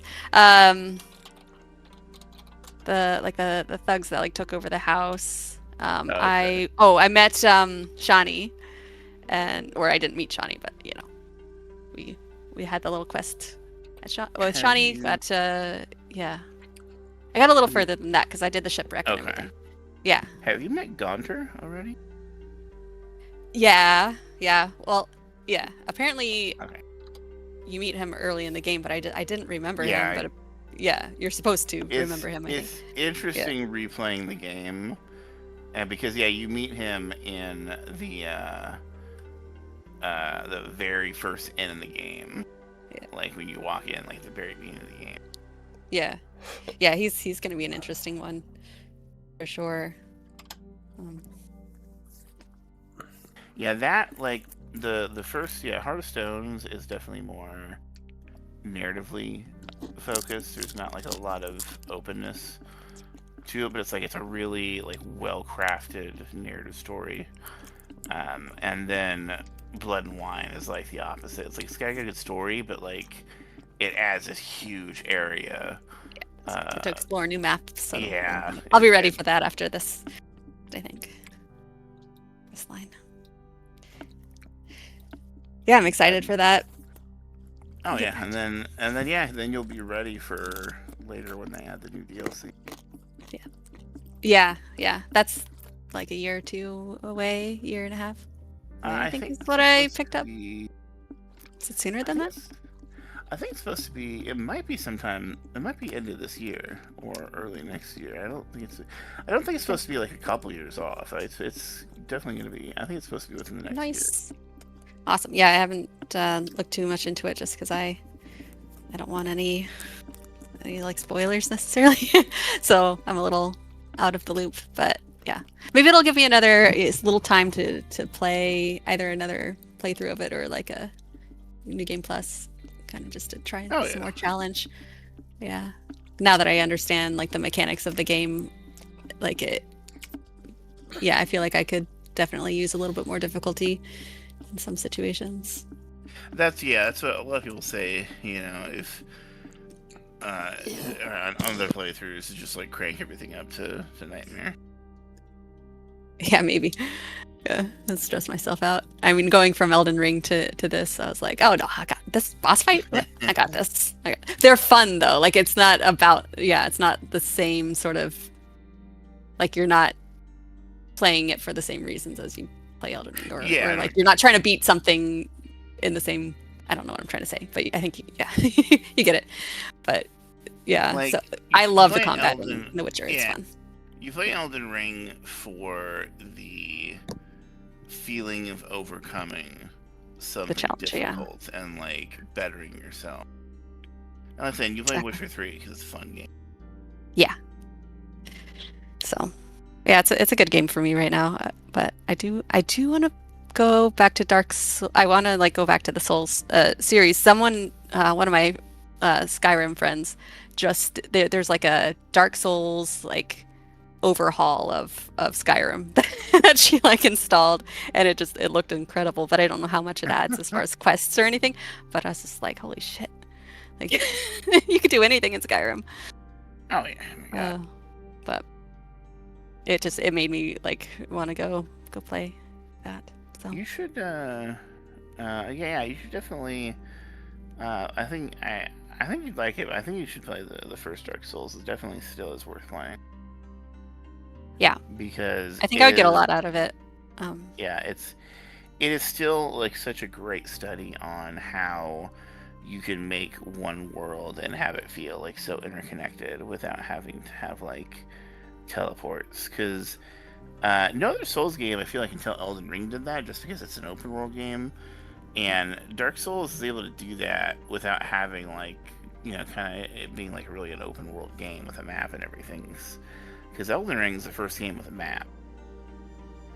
No other Souls Oh game yeah, has a map. it's the other ones are more linear, right?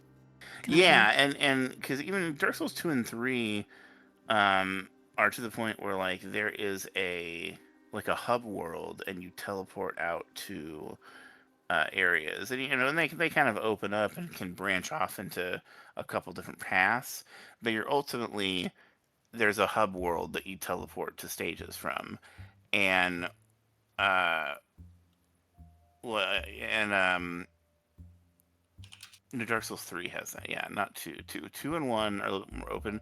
1 is open, like I said, you have kind of like your base area, like Firelink Shrine, and you kind of just take a few exits out of that, and to that, the world just kind of like branches out. And as you explore, you kind of like open up shortcuts. And then, you know, there's so many moments in this game. Like there's one where you unlock the elevator, like kind of early on in the playthrough, and it's so funny because you go down the elevator, and you're like, oh my God, I'm back in Firelink Shrine. Holy crap, that's crazy. And it shows you just like how connected the world. There's so many times where you just like, you kick down a ladder and it's like, huh, I wonder where this goes. Oh, this is a shortcut back to the other bonfire. It's just like, that's awesome. Yeah, it's always very helpful. Don't have to make the run all over again when you inevitably die. Is everyone back? Yep. Looks All like right. it. So, Glenn, you missed a lot of stuff when you stepped away. They were asking if you could show them the agreement or the demands the hags had. Yes, you would hand over the paper. Here you go. Right. So Warden Valeth would take a look at it. He says, I was afraid it would be something like this. They wish reintegration into the mainlands. He says, well, that's the main thing they wish, and I don't think the courts are going to allow it. He says, there was a time when their peoples were allowed to travel more freely, but they caused a lot of chaos within the more inhabited parts of the Feywild. He says, "Why are you true that speaking on their they were behalf?" here? Just out of curiosity. Because honestly, things are gonna go bad if I don't. He says, Because I know. Go ahead. I know that if the hag came here and talked to y'all directly, that it would be an emotional response from you guys. You know, that's a tough pill to swallow when you've got someone with a gun against your head telling you what to do. And I know you guys, you know, essentially, so to speak, are sometimes willing to take your nose to spite your face. And well, I assume you're speaking of the courts. As warden of the the Borderlands, I deal with the hags all the time. Yeah, the courts. And honestly, the courts owe us and I'm just gonna have to make them see that this is the right move, because I said not only do they owe us, I can just be, if my persuasiveness doesn't work, I can be frank in the fact that they're going to be destroyed and subjugated if they don't. And I'm sure that playing the long game, after a few thousand years, they'll gain power back just as the Fae, or just as the hags. But if I'm able to make an Archhag put down the sword for a second and pursue peace, I'm hoping that I can convince the Archfey to do the same. But obviously, all they want is to live in peace, because she totally could have just been like, nah, I'm just going to fuck them up, Well, she wants her people to be able to travel to the inner parts of the Feywild within the Empire proper. But I feel that there was a reason they were banished in the first place. The hags, as I said, caused a lot of strafe and chaos. That's why they were sent to the frontier areas. But they do have an advantage now with the power that Malakara has gained. So I don't know if we can afford to not listen. Exactly. I mean, it's, this is better than her ruling a corrupted, Feyland completely. Alright. So, as you are speaking, the door to the chamber would open, and an elf would walk in. And he says, I am here on behalf of the Fey Courts. He says, you said there were people who wished to bargain on behalf of the hags. He says, I'm here to speak with you. My name is Emissary Norabach. And he walks yes. up and smiles and says, well, what is your name, good sir? He looks to Glenn.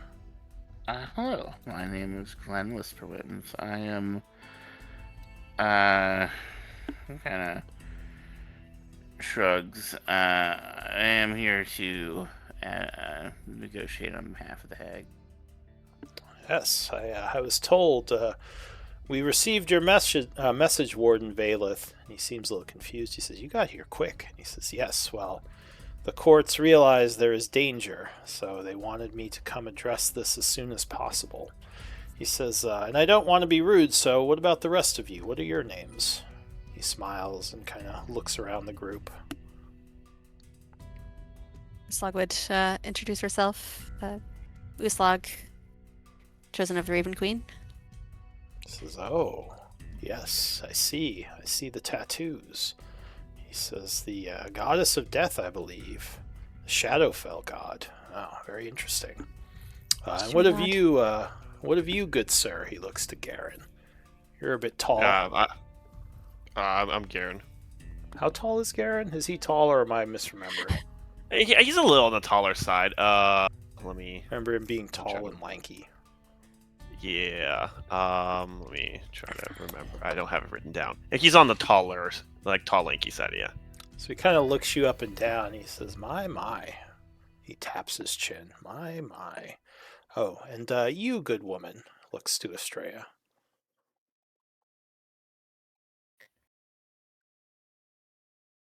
Looks to Estrella. She's muted.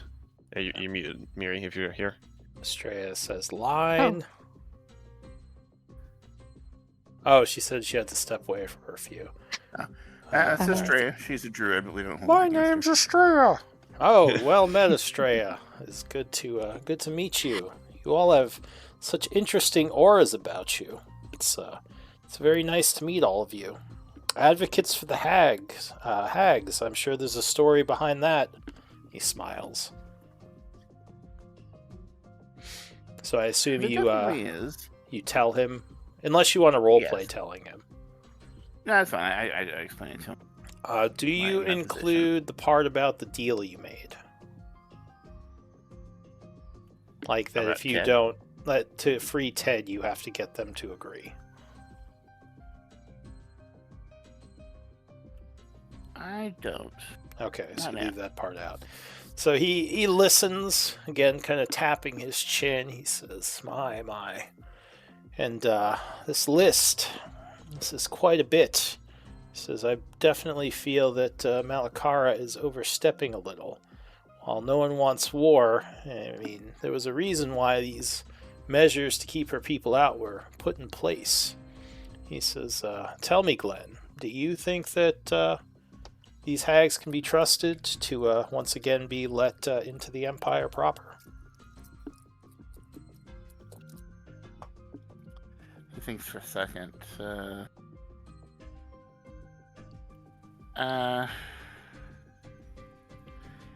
I do, but I wouldn't trust my judgment too much, as it's been fairly faulty as of late. But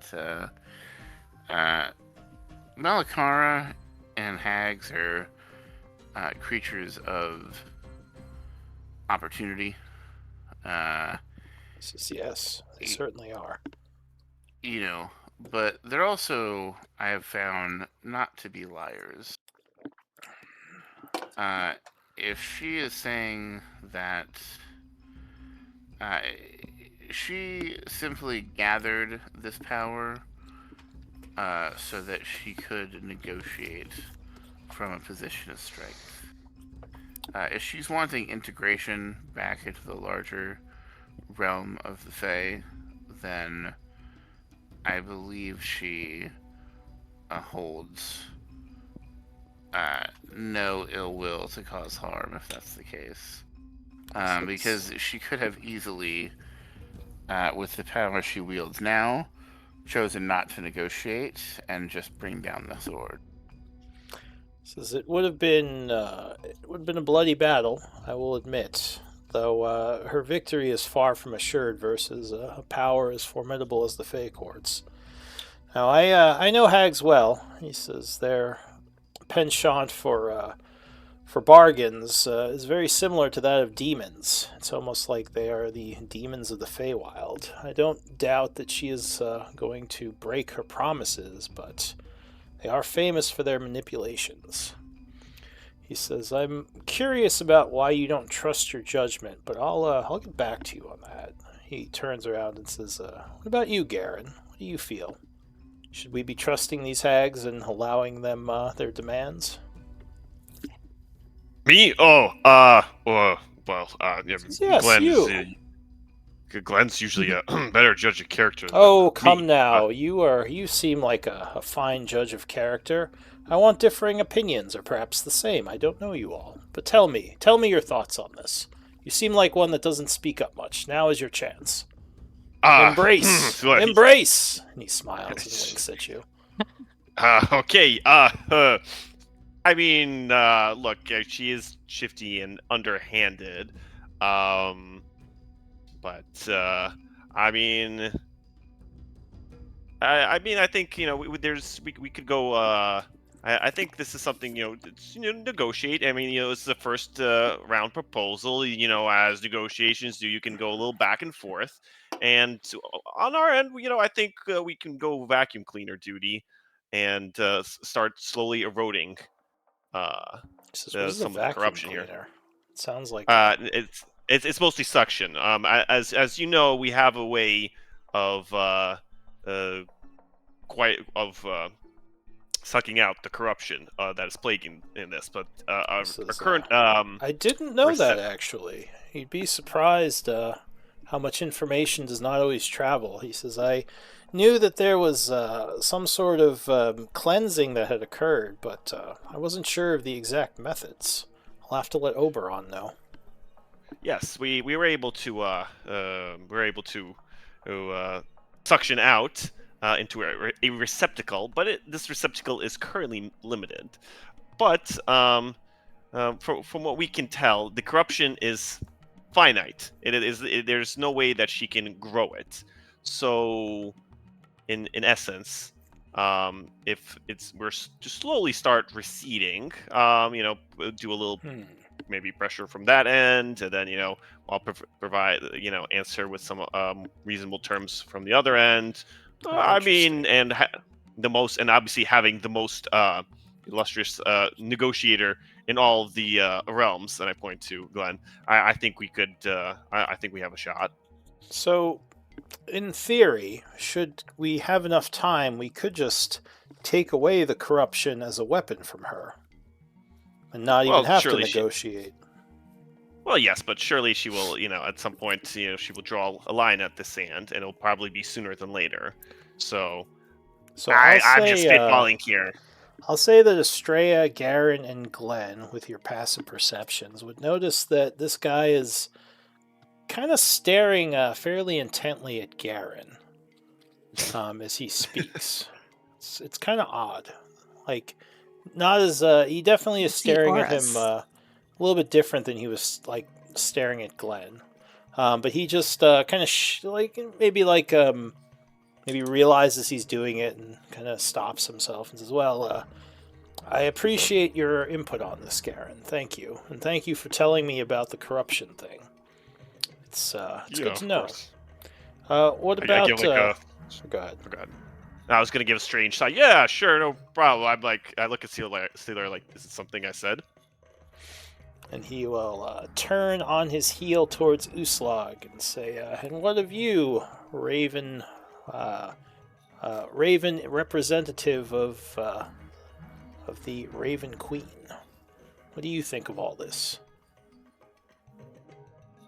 Well, we originally came here, as you know, to stop the Shadowlord from taking over the Feywild and corrupting it, and in so doing threaten our realm as well. It seems our main goal has been finished, but in the meantime, we have made allies here, and we see their suffering, and we've made promises, and I intend to follow through on that, even though we have our own issues to deal with. So I think the best we can do is give you all an option. I really hope that you all consider it instead of blindly holding on to the past, I suppose. But I agree with Glenn on most of this. He is definitely looking at you intently as you speak and nodding, and says, that's some good points. He says, well, I won't lie. I feel like a lot of these demands are a bit dangerous to comply with. And you're saying that they are not willing to negotiate. They need all of these demands. No, I think she was negotiating. I mean, I don't think, it's a huge bandwidth, obviously, but it's a negotiation. There's always some room. He says, almost like he's changing the subject, he says, tell me, Glenn, your friends here say that you are very skilled at the art of persuasion, yes?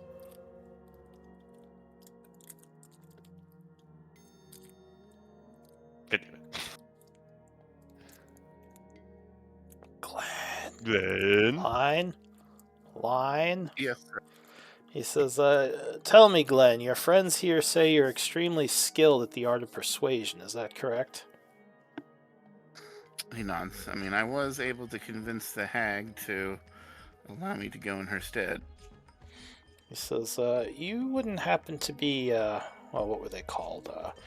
A bard, would you? He nods that I am. He says, oh, I would be very curious to hear how well you play music. He says, it's been a long journey, and I would love to hear a song. Strangely changing the subject. And he, again, he holds his arm out, and his instrument just kind of ejects from his hand out of nowhere. It's like Assassin's Creed, but a lute instead of... Yeah, except it's just a lute. instead of a hidden blade. It's a flute or something. He says, "Oh, that's neat."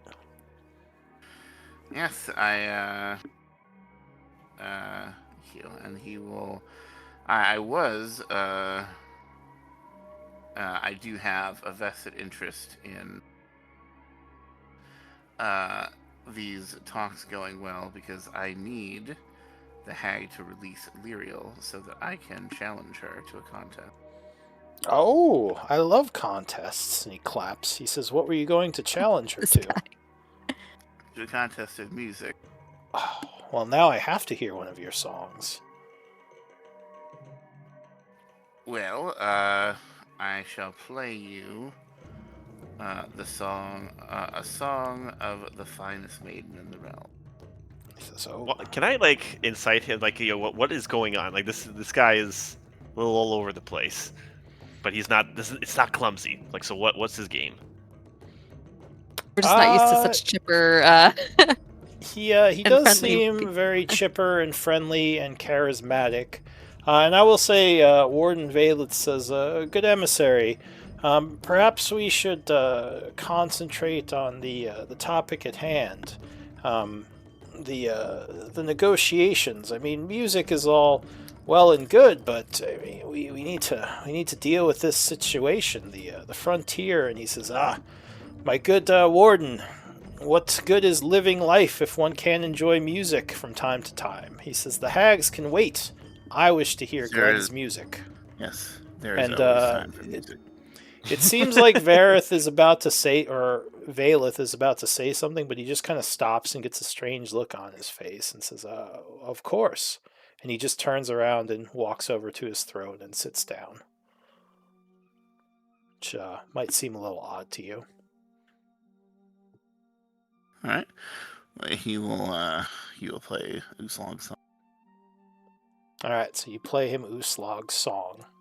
Go ahead and give me a performance check.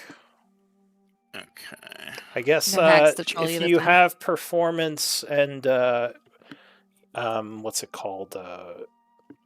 Proficiency in your instrument you're doing, that would be advantage if you have proficiency in both. Oh, okay. Same as with thieves' tools. Nice. Okay. So, if I remind me, how does the song go? I'm not gonna sing it again. Sing me like the first line, so I remember. It was because I forget what song. In the tavern of Oakhaven. All right, the maiden Wanderer. One fine day. Pig Iron. Yeah. Okay. All right. Give me a performance.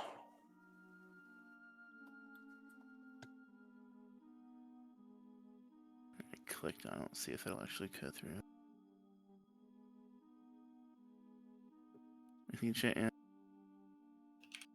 Ooh, 27. 27. So he's like, he seems very enthralled. He says, "Oh, this is quite the exciting song." And he looks to Uslog. Are you really this strong, my lady? Yeah. I suppose. I'm as strong as I need to be in the moment. She's just being shy and modest. She is. I downplay her strength in the song. He says, "Well, you must be if the Raven Queen made you her avatar." He says, "How impressive! What an impressive group." The Raven and Queen and I have a vested interest, a similar interest in stopping the Shadowlords. He says, "Oh yes, the Shadowlords. I don't know too much about them. Just bits and pieces." Oh, did you get back yet, Estrella? Or did she still step away? No, she's probably still away. All right. So he says, "Well, I don't want to take sides here, but I think you might actually win that contest if you challenged what's her name?" Oh, for real? Thank you. I feel like she has been resting on her laurels for too long. Needs someone to really shake things up. Yeah. He says, "A lot of these Fey Court people have." He says, So why don't we have a drink, discuss things a little bit more? I'm curious to hear more about your travels. What's your you're an emissary? Emissary Norabach, milady, and he bows and smiles. Is this your Some reason- usual? I got it. Sorry. Yeah, I'm just trying to figure out this guy too. You know, I would be happy to drink with you after the negotiations are done.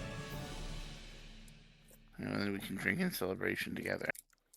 He says, well, I mean, I would hope you would, but I would like to know more about your group. He says, I feel those representing the hags, as those representing the hags, I should know a little bit more about your motivations and how you fit into all of this. Representing hags is a little strong. I'd say middlemen and women. Right. We are on the side of the Feywild as a whole. This, We're on the of side of finding a balance more than the hag. right. Yeah. Yes. I guess Glenn, give me a persuasion check.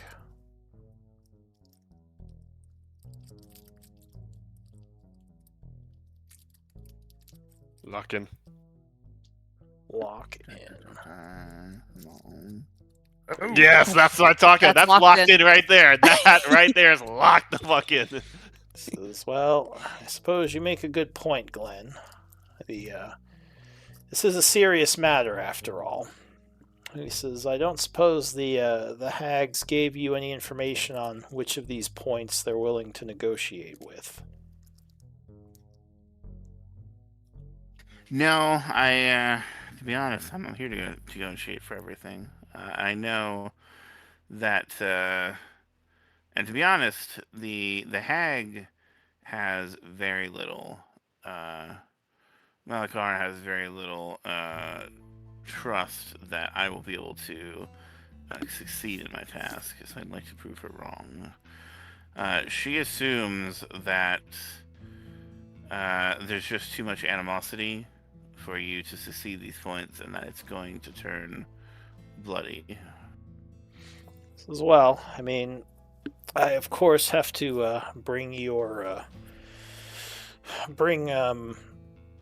some of the negotiations back before the court. I speak with some authority, but depending on the final agreement, I will have to check with some of my superiors. They are able to seed. I was able to get the Malakar to seed that any hags moving into any larger Fey areas that they're currently forbidden from, that they are not in hag form, that they appear as, not scary.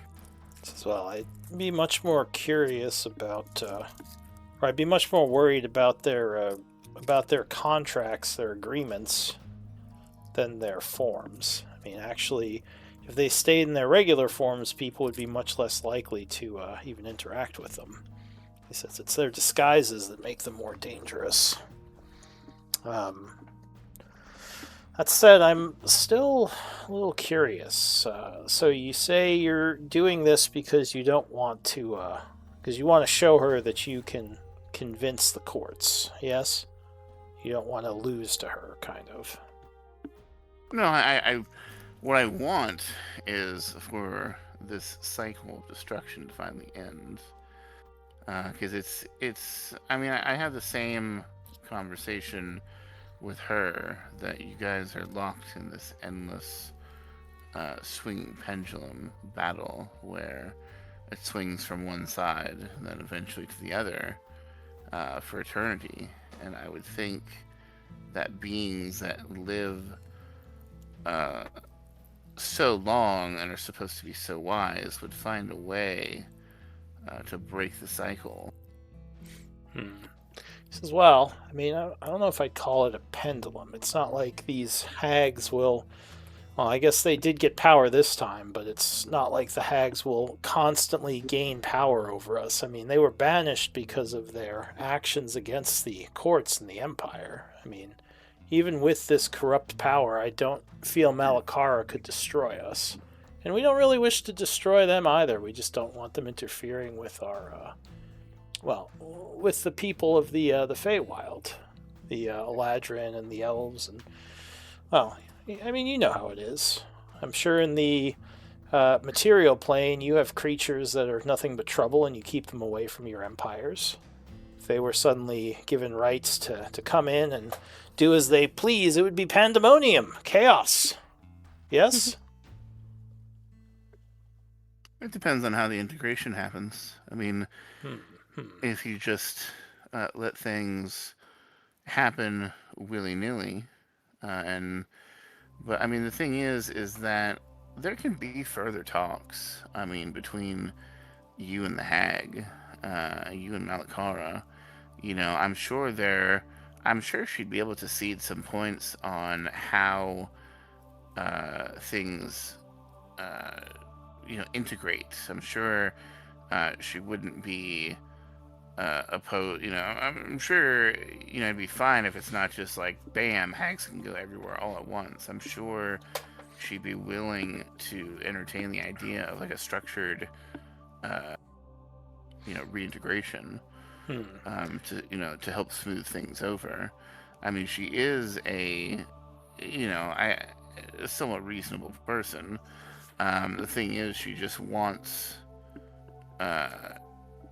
essentially to be treated like an equal. I feel like, because I feel like she feels, and whether it's warranted or not is irrelevant, but she feels like her people have been persecuted, and whether it's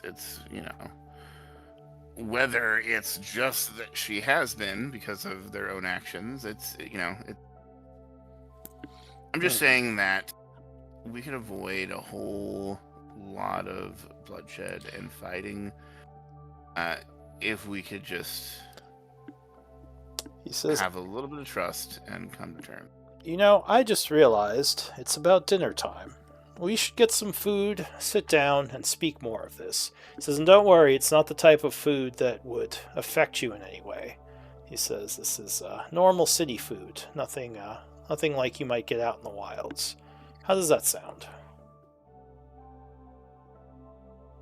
I feel like you're trying... I like you, but you're doing what I would do. I feel like you're trying to stall and charm us, and I would rather us finish our conversation and then celebrate.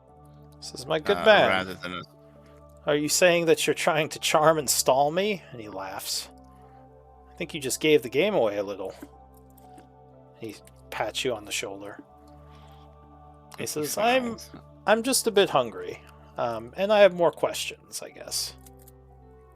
But I assure you, by the end of our talk, I will most likely have something to bring before the Fey Courts, and something I can speak with the hags about.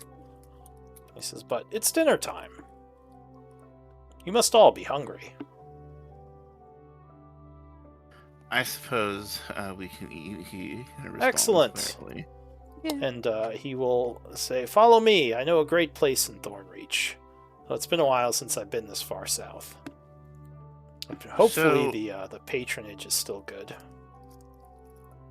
Tell me about yourself. What is your role in the Summoner Corps?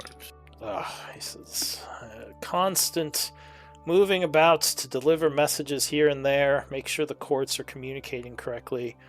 It's very busy, especially with all the happenings as of late.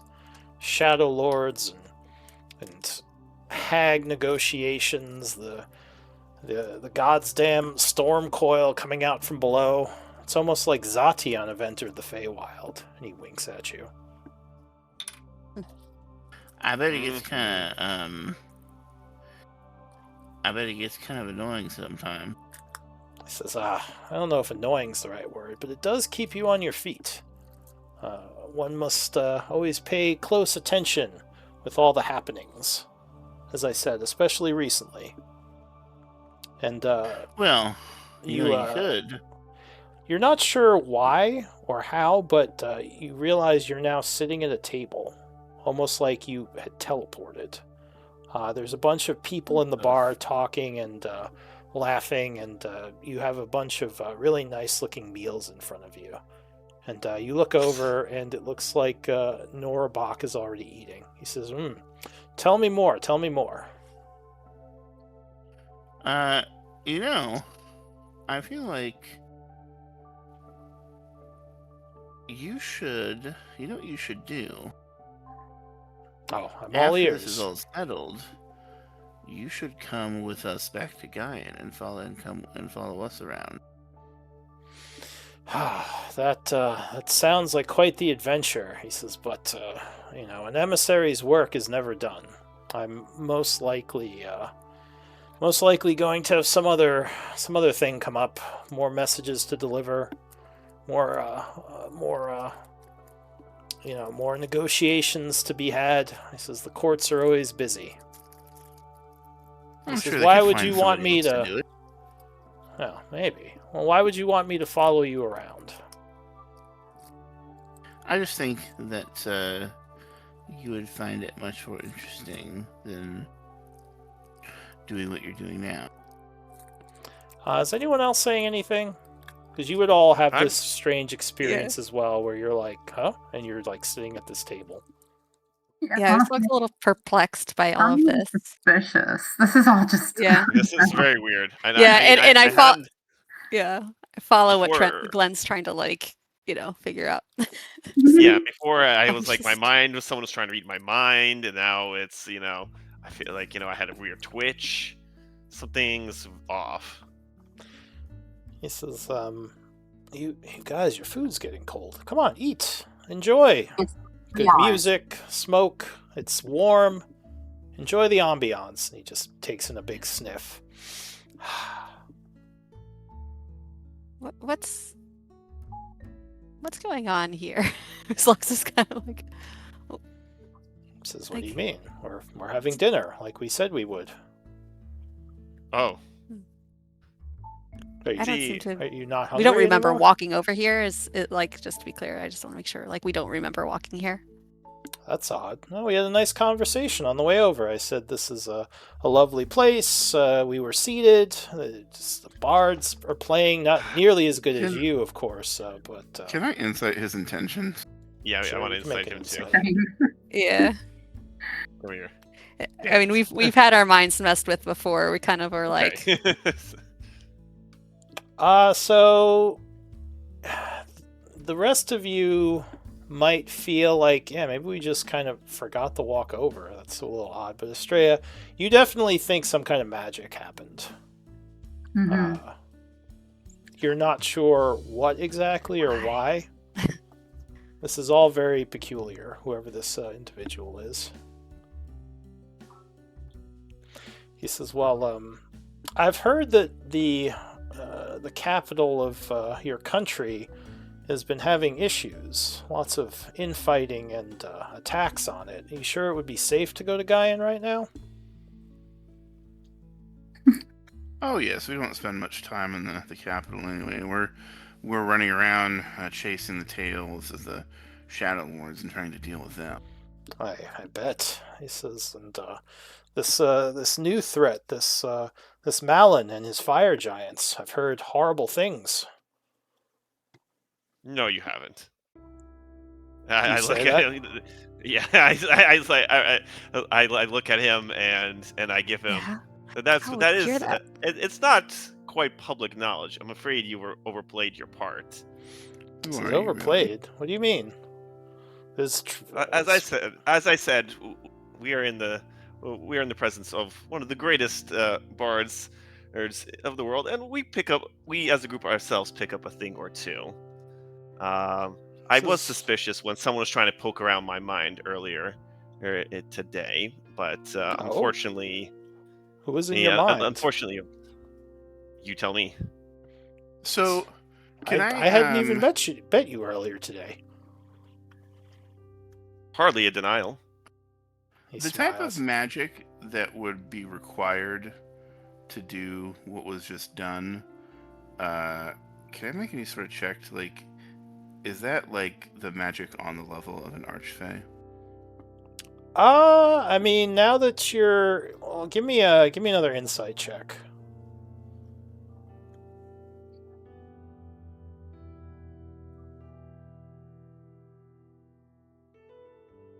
Okay, I do one also.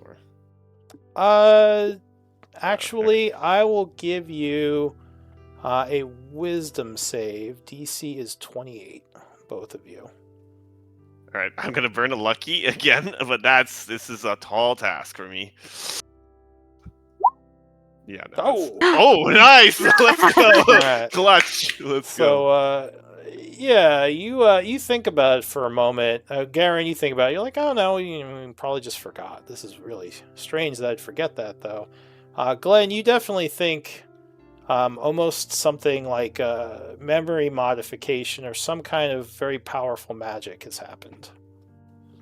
Especially thinking back to how the warden acted when this guy talked to him. Glenn is going to... Glenn's going to cast Modify Memory on himself. Just in the middle of the bar here, you're going to start chanting? Yes. Oh, yeah. So the emissary looks at you fascinated as you start playing with magical energies. He says, oh, what are you doing? Just checking something. Don't mind me. Alright, so you cast Modify Memory to see if your memory was changed? Yeah, and to undo it, if it has been. So you don't think you're... Well... Actually, what would you... what? Okay. So, I guess... No, I don't think you would actually have any modified memories here. But you think you were with him and then you were in this place. You don't think he changed your memory. But yeah, there's definitely some... Now that you made your saving throw and with those insight checks, there's definitely something odd going on here. So, like... that type of magic required, though, is that Archfey level of magic? Or wish. It's definitely like high level, like beyond what anyone you know can do. Wow. It's like actually like kind of manipulating reality a bit, if this is what you think it is. And the fact that your memory wasn't modified, you're starting to think there's something definitely powerful at play here.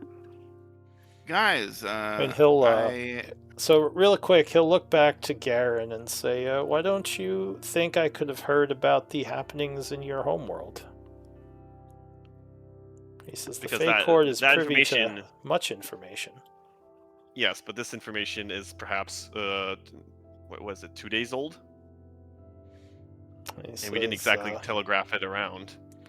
Well, perhaps I spoke to the Phoenix Guild. The Phoenix Guild doesn't know about him. He says, well... I'm afraid you overplayed your part. So how is Titania doing? He says, she's doing well. Kind of looks away from Garen back to Glenn. He says she's a little bit concerned about her servants, but she herself is busy but well. Well, I'm glad to hear that she's well. He kind of looks back to Garen, looks to you. What about Lord Oberon?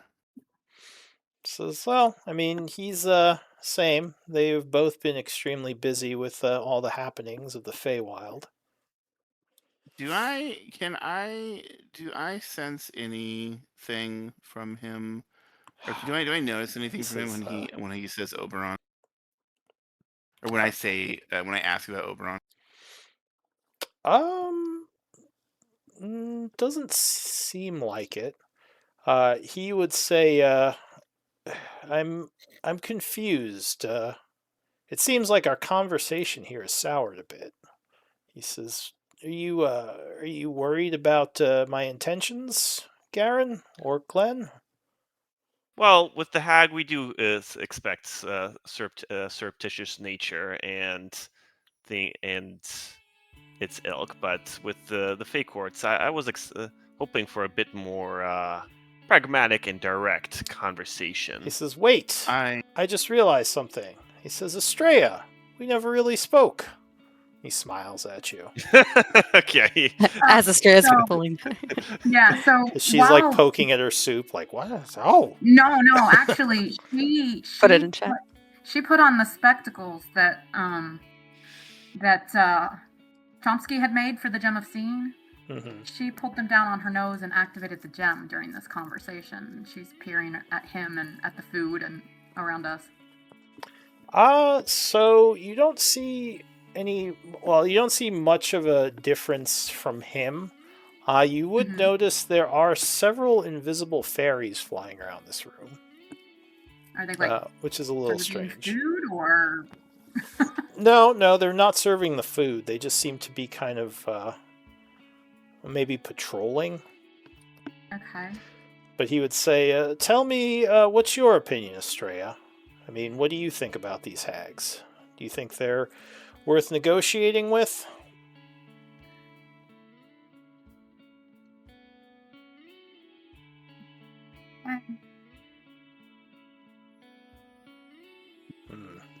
Did I think catch that it you is off worth guard with this question?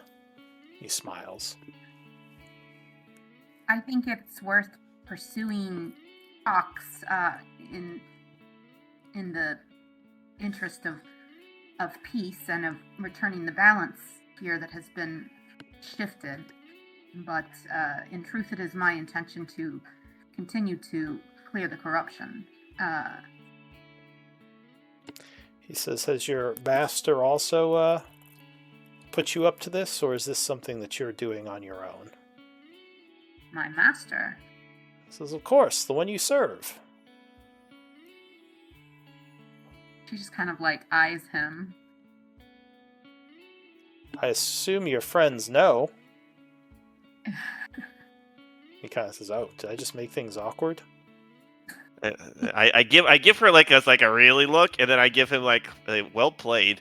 Hey, you are quite good at distractions, I must admit. He's gonna say, Glenn, he could actually give you a run for your money, but in fairness, I wouldn't know he's using high level magic, but I suspect he's amplifying it with some sort of magic. Well, I just say it to Glenn. Of course he'd give me a run for his money. I suspect that we are in the presence of Shh! He puts his finger Oberon up. himself. Don't. Everything vanishes. He says, "Really? Damn it, Glenn. I thought you would at least let me play that out." He seems annoyed now. He vanishes. I'm sorry. You don't know where Wait, you are. You're standing in like a white void. What do you want to We're do? all just in a white void now. There's just nothing around you. I'll say well, actually, Glenn, you probably think you're in some kind of pocket dimension. Okay. Oberon, we That came was- here in good faith to negotiate.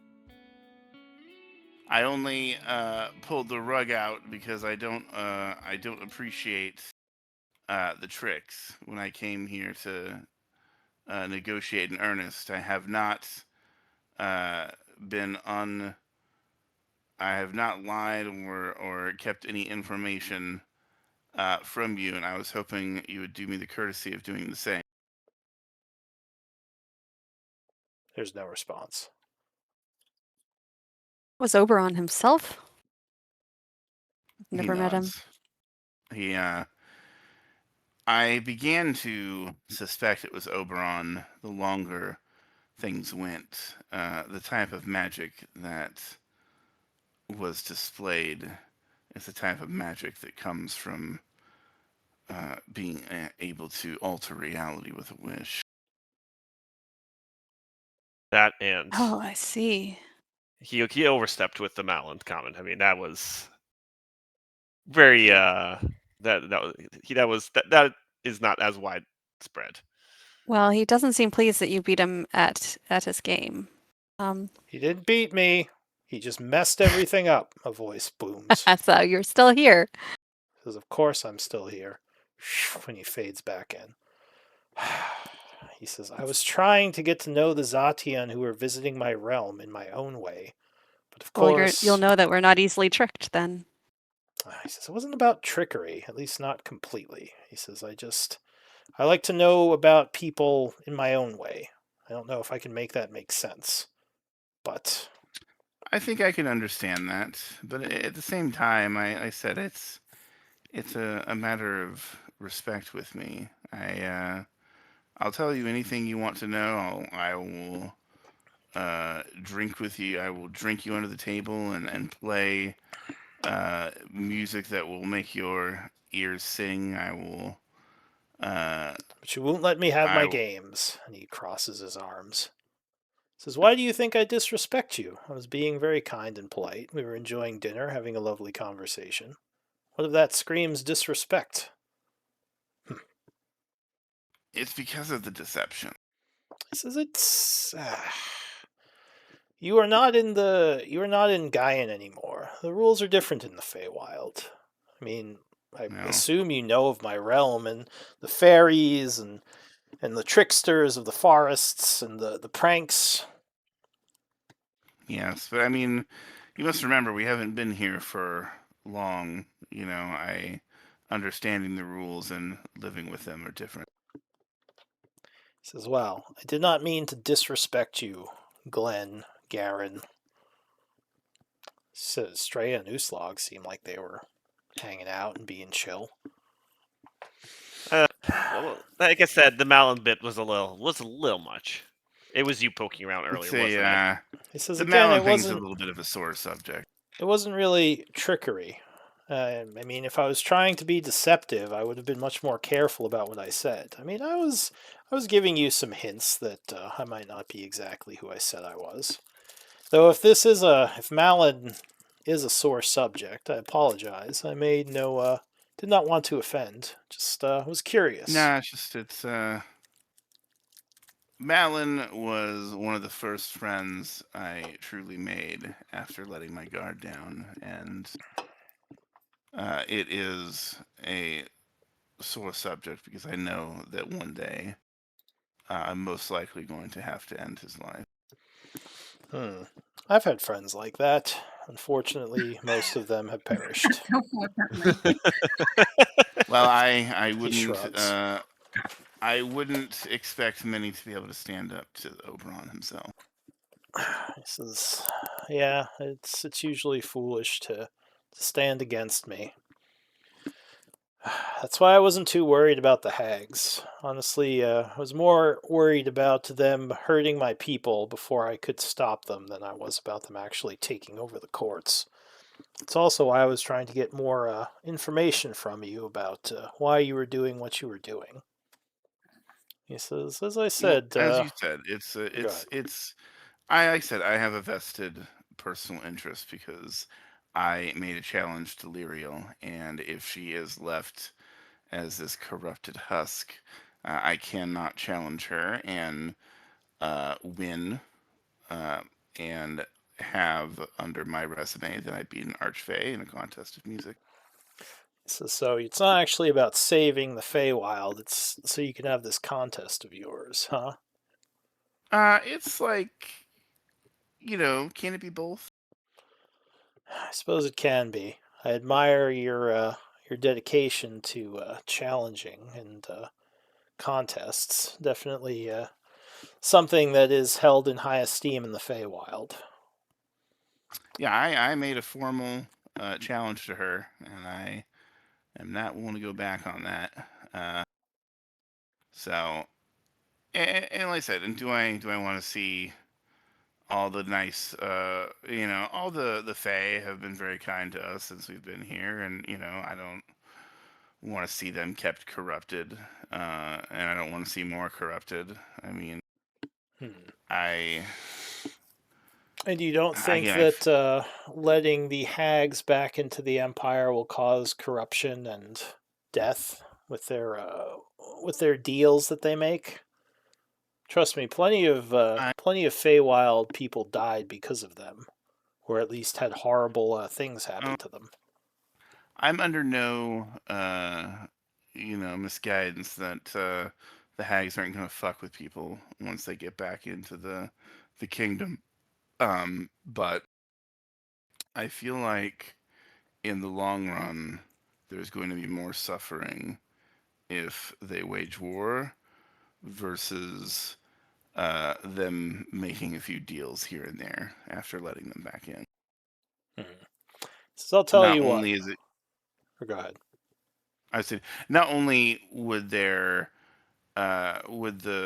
sacrifice be less, I feel like it would be smaller over a longer period of time rather than all up front, is what usually happens with a battle or a war. Yeah. He says, I'll tell you what. I have an idea. Since you are a fan of contests, I will propose a contest for your group. He says, I always love having Zatian around. He says, I will ask you each a question, and if you answer completely honestly, I will agree to all the hag's demands. I will not even bargain with them. I personally don't wish for you to agree with all the hag's commands. I think that there should be further negotiations. Yeah, but sure, Sounds boring. I'm pretty. But yeah, sure. I mean, You could ask. I mean, yeah. What is it about?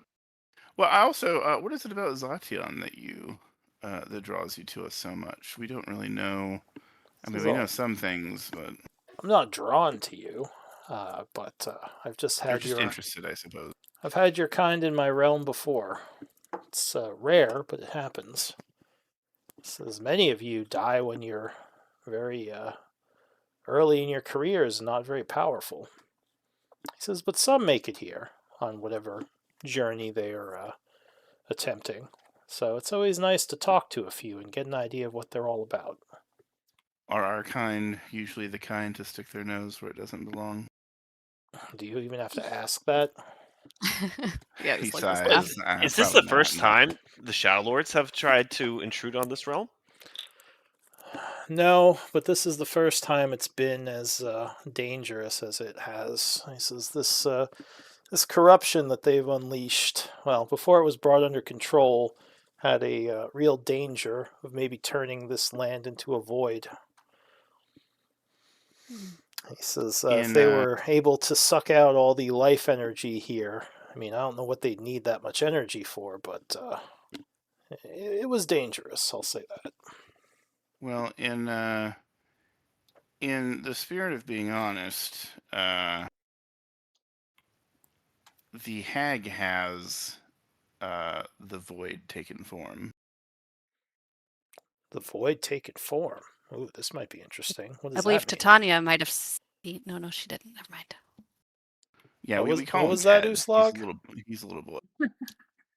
I thought I remembered wrong. I thought Titania had seen Ted, but I think he had dispersed before. Yeah.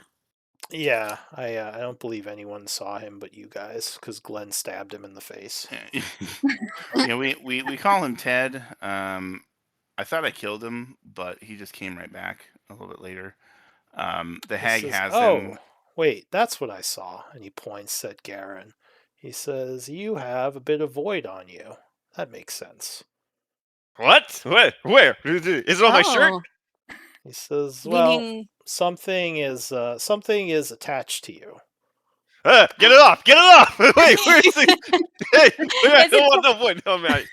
He kind of smiles and says, it doesn't work like that. It's attached to your essence. You can't really remove it. Or I don't know. Can I take like an essence shower or something? Or like, I don't know, greater restoration me or something. He says, I'm guessing it's your friend Ted, because it is void related. I thought maybe it was some kind of power of yours. Well, that is how the hag kind of got power. And, it might have been, nobody's pointing fingers, but it might have been my fault. And so that might also be a reason why I'm trying to fix things. I see. So a bit of guilt combined with your want to show up a fellow musician. Yeah, a little bit Pretty wanting to solid save the world. reason. Yeah. And sort of Yeah. caring about the Feywild, but not really. That's about, yeah. He taps his chin. He says, "Well, I like your honesty so far. Maybe you'll do well at this game. So, do we have an agreement? If you all answer a question honestly, we'll make the deal." Yeah, sure. I agree, Shrugs. yeah.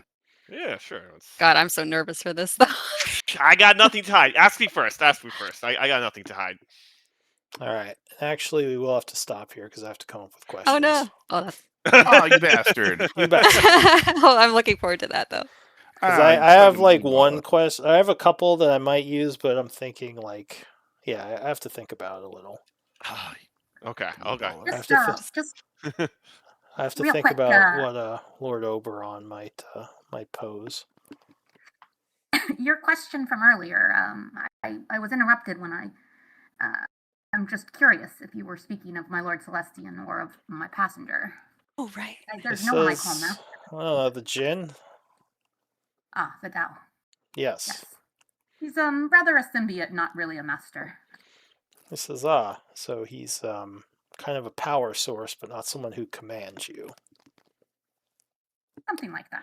He says it's probably a good thing. Jinn are not good to have as masters in general. Yeah, Stray, I've always, I know you've mentioned him, but I don't think we know too much about that. To be honest, I don't know that much about it either. See, that's why I didn't hate you as much, because not all your power comes from Druid. Well, we've discussed before that some of my power comes from Pelor, some from my passenger, and most from Celestian, who is very much unlike most druids. Yeah. So he's I gonna don't like Druid. he's gonna snap his fingers, and you are suddenly all sitting at the table again. He says, "Well, why don't we have some food?" Okay. Sure. Yeah. I have to redo this Yeah. music list. Bum, bum. All right. So you're gonna eat with him as he asks you the questions. Sure. Yeah. All right. Yeah. We'll humor him now. All right. That So was yeah, we'll have to come back to that next week. But good game, everyone. All right. ready for Okay. those questions. So Absolutely. I mean, yeah, Garen's like, I answered yeah, everything previously. Uslag doesn't really have any secrets. I'm more just like, yeah, what's going to be asked, and will I have an answer? Will she answer? Let's do I'm MVP looking for votes. some hard-hitting question. And he says, and before you ask, Glenn, yes, I might come live in your mansion for a while if asked properly. That is pretty fun. We're just collect. He can even come to our wedding. Oh my god, that would be awesome. we are literally gonna have a star-studded This is- cast. Okay. I'll think about it as long as you agree not to tell everyone I'm over. And Oh no, of course not. I wouldn't do that. I'll let you have your fun. Star-studded cast. he says, I'll I mean, know if you I mean, did. I'm just. He points at you and narrows his eyes. I will know. I won't tell anybody except those.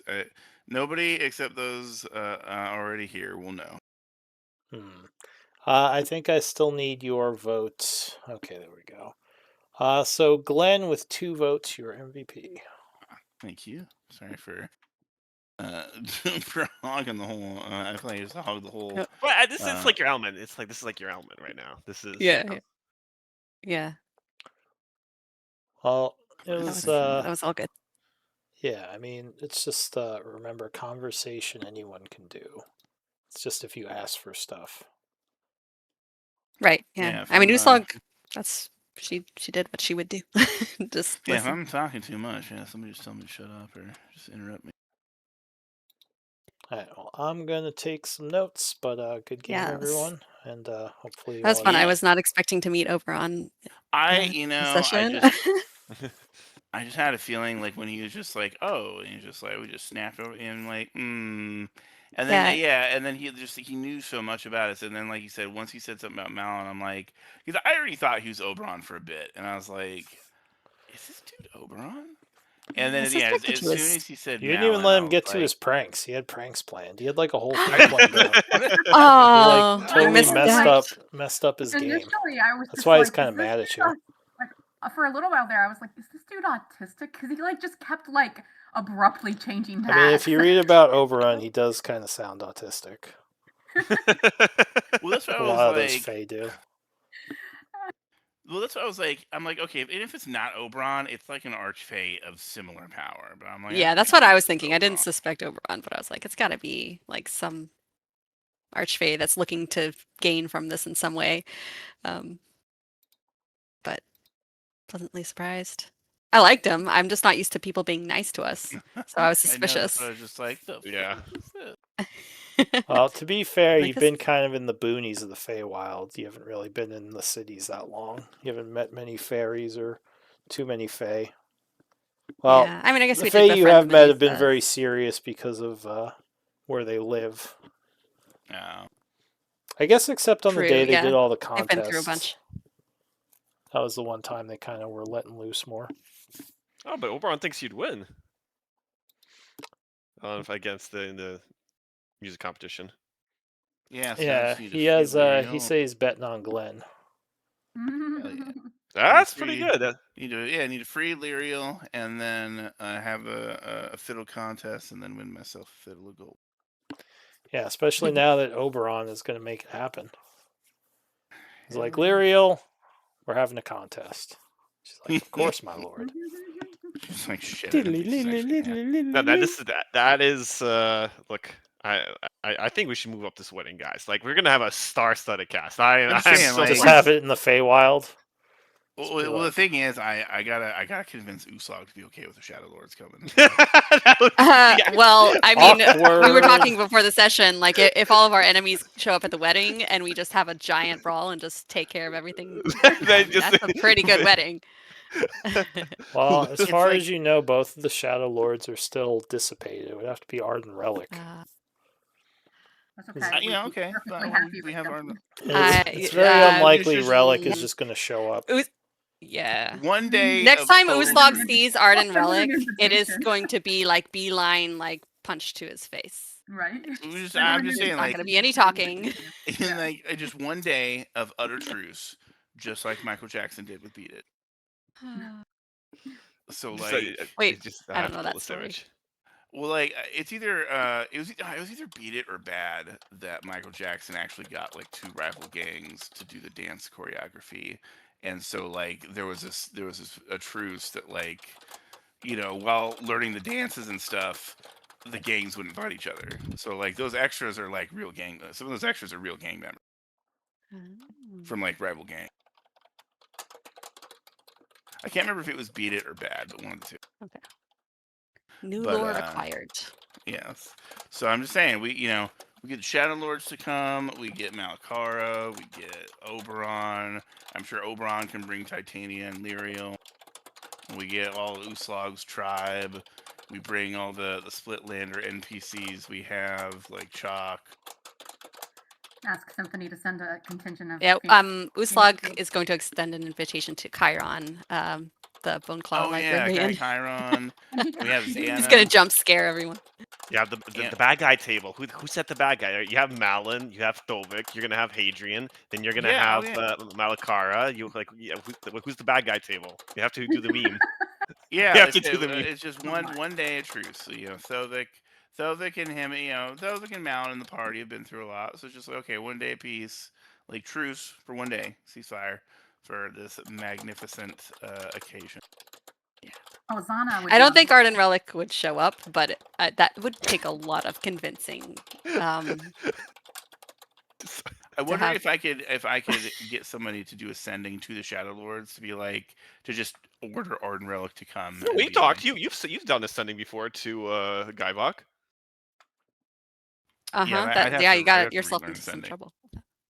Wait, what? Oh yeah. I would have to relearn it. He doesn't have sending Dropped it. anymore. How could you lose sending? Who's tired of We being do have a your scroll. post We do have a office. scroll. We have a scroll of sending. We could always get more of okay. those.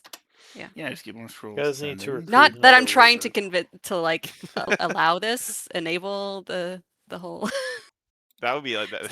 speaking to the Shadowlords with sending, but So I have I have made a song for Estrella and Malin. I just need to make a song for Garen, but I don't know like what song to use. for Garen's got Garen's some more song. plot development, all right? Does He's got, the- he's still got, you have to let him incubate a little more. Does the DM not get a song? What he's am I, not ready chopped for the liver? song yet. What song I use for the DM? I use a Pinball Wizard for Estrella and Iron Man for Malin. So I need to think of a song to do for Garen, and then I don't even know what song I would do for DM. That's I see how it is. what would be a good song for DM. That's I see. Master of Puppets. Okay, that's good. Ooh, That's yeah. really good. That's really good. Bingo. Sing That's it really good, fast. actually. Oh, that's